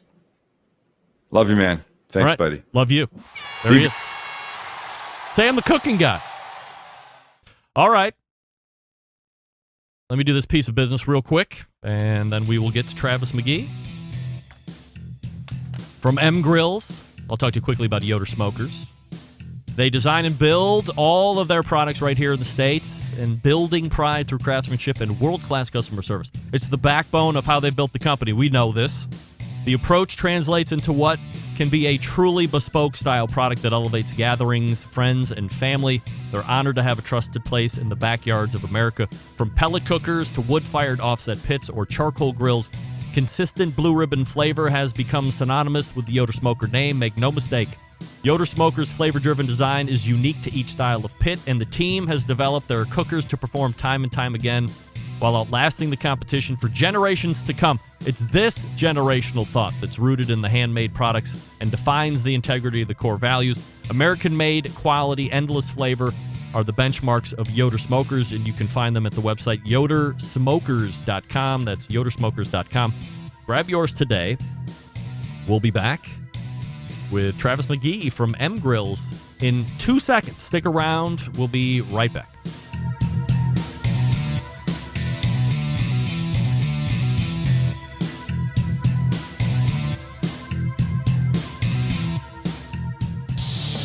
Celebrating over 10 years of prolific and unparalleled live fire barbecue and grilling talk. And yes, it's still being done from Cleveland, Ohio. You're listening to the Barbecue Central Show. All right, welcome back. This portion of the show is being brought to you by Smithfield. Head on over to smithfield.com during this grilling season for tips from Chris Lilly, Darren Worthen, or Cervantes Childs Criddle. If you're a competitive cook, SmokingWithSmithfield.com is the place you want to go to report your first place finishes in ribs and pork. That's Smoking with Smithfield, or recipes at Smithfield.com. Coming out of the bullpen tonight, a guy who is making one of the most popular grills out there right now, both from a backyard standpoint, but really hitting its stride right now in the competition world. For years, it was PK on the SCA circuit, but now everyone is clamoring for the M Grill. Let's race to the hotline. And welcome back the founder of MGrill, Travis Magee. Hey, Travis. Hey, Greg. How you doing? Good. And I am happy. Tap your mic. I'm not picking you up on that now all of a sudden. Really? All right, hold on 1 second. What did we do? I don't know. Hold on, let's do this. What did we do? You hear me? Yeah, Anything? I can hear you through the computer, I think. So That's it's weird. Okay, hold up. the input Here, let me- obviously is got Let's worked do around this. some way. That always happens. Of course. Dan is emailing Nothing ever me or smooth. social mediaing me.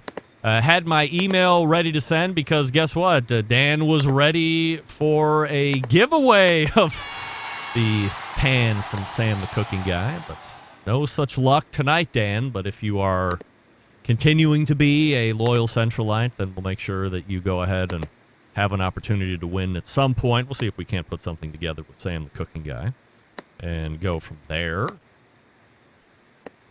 If you are not subscribed to Sam the Cooking Guy, go ahead and race on over to his YouTube and give him a follow. Do you want to try and disconnect? Yeah. Travis? And Yeah, then, let me try that. See where the connections That's are at. crazy. You can bump back in, no problem. Yeah, let me do that. Let me No do that problem. real quick. We'll get Travis here in a second. And we'll see how everything's going for him over at MGrill. Let me get to, where did it go? Here we go. We talked about what's coming up on the best moments. Of course, that's going to be Sterling Ball. In case you're joining me late, and I hate to think that you're joining me late, the American Idol Barbecue Central Show Edition's grand champion by 8 votes. We got 374 total votes. I got 183 votes. Michigan embedded correspondent John Solberg got 191 votes. He's your winner for the American Idol Barbecue Central Show Edition. So he's the season 2 winner. There will be a season 3 confirmed, and we'll see how we pick up from there. Yes, that's much better. I can tell you right there. Am I on? Oh, Yes, okay. you are on. You are ready Better? to go. So there he is. There's There Travis. we Hey go. now, everybody. Hey, guys. Welcome back. So did you find out what jerry rig means? Hey, I did. Where's It's where's the let's origin see. story of jerry rig? Oh, well, it's a jerry. Okay, it's basically cheaply or poorly built. It's not named after So it anybody actually comes named from Jerry? Jury rigged. Oh. No, I see. It's actually from jury rigged, but there's also jerry built, which basically they're all variants of each other. Yeah, it's basically not an M grill. Huh? Yes, I think How you like that's that? like one of those subsequent definitions that you find in There the you go. dictionary. No Nice doubt. lead in. Travis, before we get to grill talk and so forth, you were on the show the first time / last time, 2018, and we talked about your background and how you got the company started. And we spent a bit of time at that point on the flagship product, which was the M1, still a great product. But fast forward to present day, and I don't know, as I had mentioned in the open, if there is a more popular grill on the market as it relates to steak cooking at this point than the MGrills M16. So we'll get to that here in a second, but if you don't mind, since it's been a little bit of a gap since your last visit, how was 2019? How was 2020? And where are we sitting at right now in a nutshell? Man, it's grown crazy. We're super swamped. We're so booked up with orders, and it's been a blessing. You know, things got a little scary when COVID hit, but then it's just like with all these grill companies, you know, everybody's staying at home cooking. But even before that, I mean, when we got involved with the SCA, that just really opened up a lot of new doors for us. You know, when we started designing grills for the SCA, you know, and even before that, just, you know, building a name for ourselves, just being a small batch company. You know, we pride ourselves in, you know, that handcrafted small batch, you know, very, you know, high end mentality, precision made, and just going forward, we just been, you know, rocking and rolling, doing our own thing, and you know, here we are, still trucking, getting a little bigger and bigger and bigger every year. Does the SCA come to you and say, "Hey, Travis, we like what you have going on. We like the company vibe. Do you have an interest in developing a specific steak cooking model grill, or was this a grill that you already had in mind and it was just something that was going to translate into cooking steaks, or, you know, for any Tom, Dick, or Harry out in the backyard?" No, it was actually when I got involved and met Roland Escobedo with Pancho Lefty Steaks at the time. So, when he reached out to me about grills, and I never heard of the SCA. I didn't know anything about it. And so when he started, he looked at the M1 and the B2 and was like, oh, these are perfect steak cookers, and I want to bring these out. And I was like, okay, cool. So when he brought him out for the first comp, and then I think it was like the second or third comp when I was out there and checking the SCA out.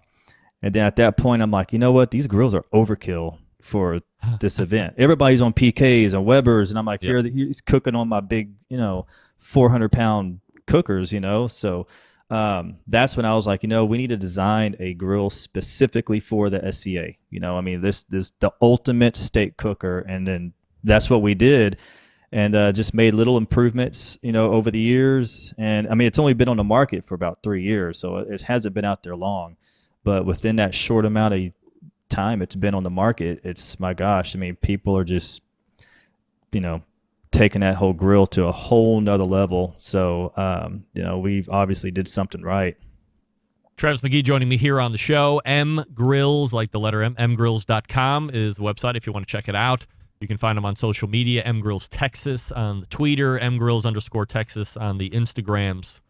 Travis, during the day, I sell Peterbilt trucks, and we, along with every other manufacturer of big trucks, have been struggling on many levels. There's parts, there's materials, there's labor, the list goes on. Are you finding similar issues being in manufacturing on your side as well? Oh, absolutely. That's our hardest thing right now, is getting material.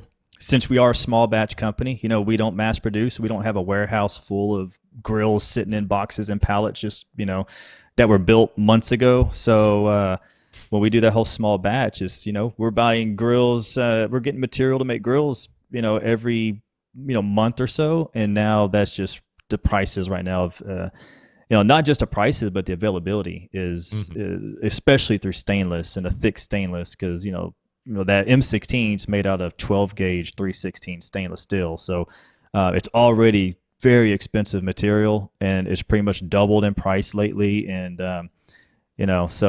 we're having some issues of trying to make them fast enough. The orders are just still through the roof. And, but we're doing the best we can to get stuff out in a timely manner. How do you overcome some of those? I would imagine if a customer's, I got customers that have waiting for trucks now for 2 and 3 months, and they're still pushing out because there's no real availability to be able to schedule forecast builds for Peterbilt. So are customers calling you and saying, hey, we understand? Or are they like, hey, I don't really give a S. I put in my order 2 months ago, and I want this grill for crying out loud? I'd say probably about 1 out of 10 we get that. Where the hell's my grill? So it's not too bad. But most people, they know. They're like, hey, whatever you do, just don't rush it. We know what we're buying. Don't rush it. We know this is going to be, it's something that's going to last us forever. So, I would say most of our customers are, they expect it. Just like everything, you just can't really go out and just buy anything anymore. Unless it's like a big box store type of item. Well, even then, it's kind of getting hard to find. So. But we are actually coming out with another version of the M16. So because of this whole stainless issue that we're dealing with, we're still going to make it. Obviously, it's like the flagship M16. It's the best of the best. But we are very soon bringing out the mild steel 12 gauge M16. So we're doing some things that have pretty much never been seen before from a grill manufacturer. And so we're doing a lot of testing with it right now. So even though it's not stainless steel, but it's got a special coating that we're working on right now that's going to be pretty unique. And so we're going to be bringing out the M16 at a pretty much an affordable price point, and much easier to obtain, because it's not too bad getting a mild steel, but that stainless right now it's almost like a unicorn. We're chasing that unicorn, trying to build grills. If we circle back to the M16 just for a second, not that we were off of it, but as I had mentioned, it's as hot as it gets right now when it comes to steak cooking.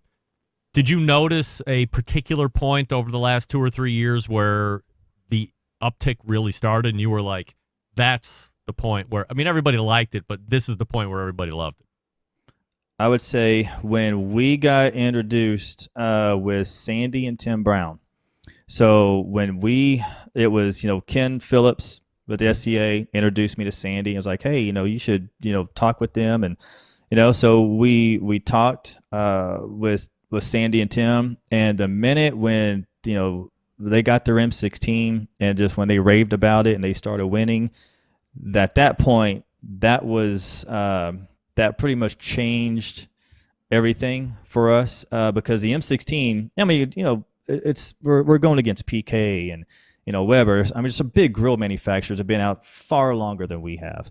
And they look at this other grill like, I don't know, what is this? I never seen, never heard of it. And there's some parts of the country where people are still like, I don't know. You go to a comp, you don't see an M16. But I would say up here, like in the Midwest now, the M16 is huge. Down here, it's huge. The Texas area and the Mississippi and Alabama, you're starting to see a whole lot of M16s. But when Sandy and Tim, and then when she, of course, this whole past year when she won the U.S. points championship, and then Marissa Overson winning the world championship both on the M16s, and then you got Matt Overson, and with his success, and I mean it's crazy. Jeff Jake, I mean I could just go on and on and on with all the people who are just really out there kicking butt on that grill and vouching for it, and this and something about this grill is like we're not giving them away. This is something that my ambassadors, I mean they're paying for them, and we're not just kind of giving them away and hey, tell us what you think, and we're not that type of a brand. Our stuff is very expensive to make, and we're a small company, so we do what we could do, but we're not just kind of hand them out like Tic Tacs and just hopefully people win on it. I mean, they're putting their money where their mouth is, and they're out there kicking butt. So, I would say Sandy and Tim Brown, they really changed the game for us, and the Oversons, and I mean, it's been phenomenal. For those who aren't familiar with the M16, what makes it unique? What are some of the best features and benefits? I would start off first with, not just, the build quality. Yes, the build quality, the longevity you're going to get out of it. But realistically, it's the airflow design, the way the shape of the grill, the airflow, the way it's gasket sealed. So it's so precise, that grill, so that it has thick steel. So the steel's, 12 gauge, 100,000ths of an inch thick. I mean, very unique. A lot of grills out there don't make, their stainless grills are like 16 gauge or 18 gauge stainless or less. And, this is very thick stainless. So gasket sealed lid. The airflow flows directly underneath the charcoal basket. So it's never, you don't have any temperature spikes that are going and, wind airflow that's just directly hitting your charcoal. And, the dampers on the lid, on the side, so you kind of got more of a consistent flow of heat that goes over your food than just kind of straight up out the lid, where that can kind of give you some hot spots and cool spots. Where, I mean, the whole thing about it is just it's so precision, and the temperature control is just outrageous, and it's super efficient. So, I mean, it really is just the best of the best out there. I mean, heck, we had, James Cruz at Memphis in May, the world champion this year in ribs. I was lucky enough to go cook with them on their team, and then we actually used the M16 and set in the ribs for the world championship table. So there's so much versatility in that grill that it really is an amazing little cooker. Price point and availability. Price point, the grill itself, tabletop grill, is $850. And that comes with a full set of grill grate panels. It's pretty much everything ready to go. We do have these new folding carts that are designed here that we just released. And we have one for the M16. We have another flat top that's, actually for our C4s. But, it's a great collapsible cart, 2 different height settings, and that retails for $350, so all together. But, you're looking right now at availability that we are probably realistically about 6 to 8 weeks lead times right now. Is the ultimate intrigue or greatness of the grill in its simplicity. There isn't a lot of bells and whistles and knobs and trinkets and all this stuff. It's just built to do what it should be doing. Yeah. If you notice, every one of our products are simple. You know, I'm so big when I design these products, I'm so big on simplicity, and I'm more about, products should be, the M16, anything you're doing a cooking on should be, to me, simple, less things to break. It's when you're out in competition, it's just like a car. If you're out there racing a car, you want you need reliability. So the only way to get that, especially when you're dealing with heat and fire and so many different elements, you got to make it simple. You got to make it where you can control every element on it, which is, there's the airflow, and then you can't have air, coming in through the lids and everything, and throwing everything off. You can't have your metal warping on you, and then warping steel will create gaps here and there. It's just, there's so much that goes into it when you're building these outdoor cookers. But simplicity is, you nailed it right there. Everything has to be simple. Is there a time where you see MGrills making a pellet cooker? We've dabbled with it. Yeah, I'm not a huge pellet cooker kind of guy. I really enjoy the process of burning sticks of wood, and like on the M1, where it's I'd rather just burn wood in it than charcoal. Even though you can burn charcoal, but I really like that profile. But I'm like everybody else. There are all those times where I want to go to sleep too, and I just want to cook something, and maybe I'm not too worried about the bark forming on my briskets and stuff like this, where to me I would only use wood. So we are kind of playing around with some new stuff here that's can be coming out next year, possibly in the future, maybe. Nothing to be revealed here on the show, though. Nothing yet. At this moment. Nothing yet. But we are working on some stuff that's I think it's really going to blow some people's minds.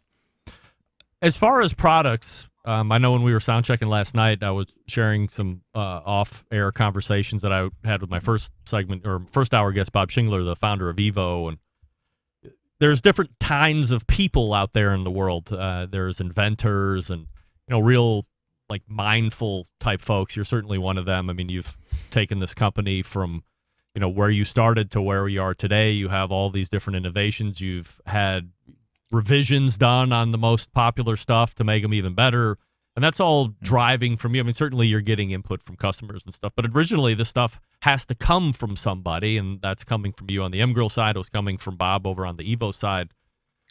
So how many different things are you conceptualizing at any given point? Do you always have 7 or 8 either revisions or new products that you might want to even just try? I'm sure a lot of the stuff that you've thrown up against the wall maybe didn't stick, or something is going to have to, you're going to have to figure something out for it to get to where it needs to be to get to market. But how does that look for you? Yeah, I'm doing it all the time. And I'm the type of person when, I get out and I cook, I cook in the SCA myself. So when I get out there and cook, and like when I just designed a grill grate scraper, something that for me that was easy to clean grill grate panels. I wasn't a big fan of the brushes and such. So, I jump in AutoCAD, I kind of designed this thing, and just stainless steel little tool, and I can clean my grill grates. And we sell that. It's called a sidearm. So all this stuff that just comes from me, from just experience of being out there and cooking. But, I'm like, a lot of people where I just want to, I really get off on coming out with new products, something that the market's never seen before. It's my background in design. It's not just coming out just with something like, oh, here's another grill. I want it to be where it's purposeful, it's different, it's unique, it's beautiful. I'm so big on design, simplicity, but I want it to be different. I want it to stand out. So I am always, I have notebooks filled with ideas that will be coming out here with the future. My problem is I just can't make stuff fast enough. We're a small crew. There's only, basically I think there's 10 of us.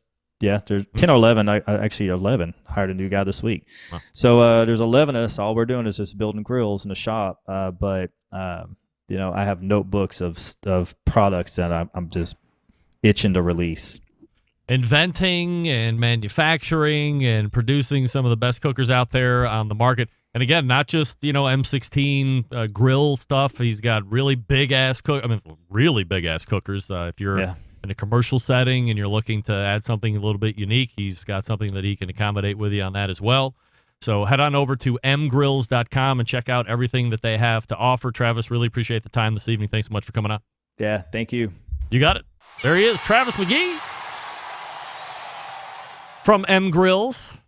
And man, are you excited to hear that there's an MGrill coming out that is sub 850? Sure. I mean, I like stainless like the next guy. Mild steel, is that like AR 240? Or I used to know steel stuff, but I don't remember it now. But it's going to be high quality. It'll be a little less of a hurdle to entry. So if you're one of those that have been hotly pining away for an M16, but you haven't been able to figure out a way to pull the trigger on an 850 stainless, then this might be a little bit more up your alley. So follow them on social media or head on over to their website. Make sure you follow them so as they release, you'll have all of the updates and you'll be ready to go. We thank Travis again for joining us. Let me talk to you quickly about Green Mountain Grills. Some of the best pellet cookers out there on the market. Absolutely. You have two choices. You have, now, you know what? I am not going to mess this up anymore. I'm going right to the website. Oop. So I can tell you exactly what's going on. Now, I was right on the lines. Still, yes, the choice line or the prime line. However, in the prime grills, we've gone away from the Daniel Boone and the Jim Bowie. Here's what we got. The big one used to be the Jim Bowie. Guess what? Guess what? It's now the Ledge. Yes. The Ledge. Wait. That is incorrect. Let me try again. You want the big one? Used to be the Jim Bowie. Now it's the Peak. Yes. And if you like the Daniel Boone, you'll be very happy with the Ledge.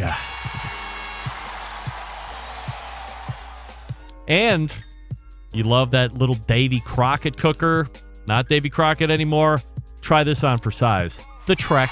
It's portable. It's Trekky. So that's your prime level of grills. The Peak, the Ledge, the Trek. Same great sizes that you've come to know and love. That has not changed. Wi-Fi technology, stainless options if you want them, Peak in windows, robust builds, front cooking shelves, all that fun stuff. App control if you want it. That's the prime line. Now, if you want to go choice, you can go choice, absolutely. They are now offering Daniel Boone only at this point. So Daniel Boone is there on the choice line. I had a couple Daniel Boones over my lifetime. I also had a choice Jim Bowie when they were offering them. Great cookers, great. If you want to save a couple $100, you don't need all that app control and look in windows and all that. But if you want to, prime line's for you. But otherwise, choice grills. Now, the good thing is this. The pizza oven insert fits the choice and the prime regardless. Not in the Trek, but in anything else. So you can just have high heat pizza parties if you want. It's fun. It's exciting. GreenMountainGrills.com has a dealer network. Buy through there. Find one near you on the website, GreenMountainGrills.com. Visit your dealer, get educated, and away you go. We're back to wrap the show right after this. Stick around. We'll be right back. Whole packers, full racks, legs and thighs, injecting butts. If you've never heard this before, you might think you found the best XXX show ever. Let's get back to the most homoerotic host out there today, Craig Rimpey. And we welcome you back. This portion of the show being brought to you by Vortic Watch, a small batch custom watch manufacturing company. And vintage restoration company located in northern Colorado. They take American pocket watches just like this one and turn them into wristwatches just like this one. Their mission, preserve and enhance the legacy of manufacturing excellence in America. In order to do that, they combine traditional and cutting-edge technology to create unique, quality, functional timepieces with exceptional value. And here's the coolest part. Each watch that Vortic makes, unique, one of a kind. See this one? This is the only watch of that kind. It's unique and one of a kind. Vortic founded on the motto that America wasn't assembled, it was built. Check out Vortic, V-O-R-T-I-C, VorticWatches.com for more information. There are a couple available. I mean, typically they're selling right out as soon as they're offered every day. But there are a couple available, so if you're interested in that kind of a deal or you want to get down or find out more about it, or if you have a pocket watch that's just taking up space in the top drawer of your sock drawer, not to be redundant, convert it. They have a conversion program. You can send your pocket watch in. They will convert it into a wristwatch, and now you can use it. Remember, folks, watches were made to be used and worn. Don't let it waste away in a sock drawer. Get it out there to RT and the gang and have them convert your pocket watch into a Vortic wristwatch. You'll be so happy you did, and then you can pass that down. I mean, it's great passing down family heirlooms, but what are we going to do with that pocket watch? You're going to give it to somebody else in your family later before you die so they can stick it in a sock drawer? They want to wear that thing. Come on. We thank Travis Magee once again for coming on the show and talking about MGrill and specifically that M16. If you're just tuning in, if you think the stainless is just a bit too much, there is going to be a lesser cost option, but not lesser value, if I'm saying that correctly. It'll be made with a mild steel, Travis was saying. So it's not going to be the stainless that you perhaps have come to know and fall in love with, but it will be just as dynamically performing. So go to mgrill.com and check them out there. All right, let's go ahead and get out of here. All the way back in the first hour, we talked with Malcom Reed and Mark Williams, How to BBQ Right and Swine Life, respectively. And then we had first-timer of the show, Bob Shingler, who created Evo. EvoAmerica.com is their website. We'll have Bob on again here to talk a little bit more business side of things. Second hour, Sam the Cooking Guy joined me. He's got a new book coming out that he's shooting pictures for the rest of the week. We also talked about how Max Zion, his son, took over hosting duties for one video here recently. So go back and check out his animal-style burger thing. Very funny. A lot of swearing. If you like swearing, you'll love the episode. And we close it out with Travis Magee from MGrills.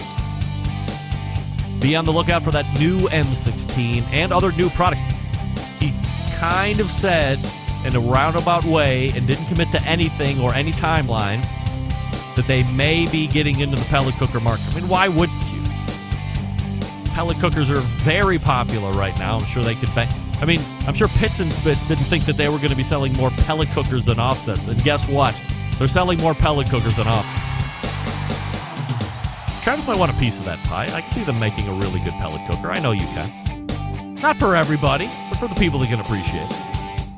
Big show planned for you next week. Meathead is going to be in, amongst others.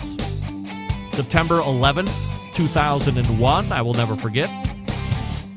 Until next Tuesday at 9 p.m. Eastern, this is your program host and proud U.S. American, Greg Rempe. Good night now.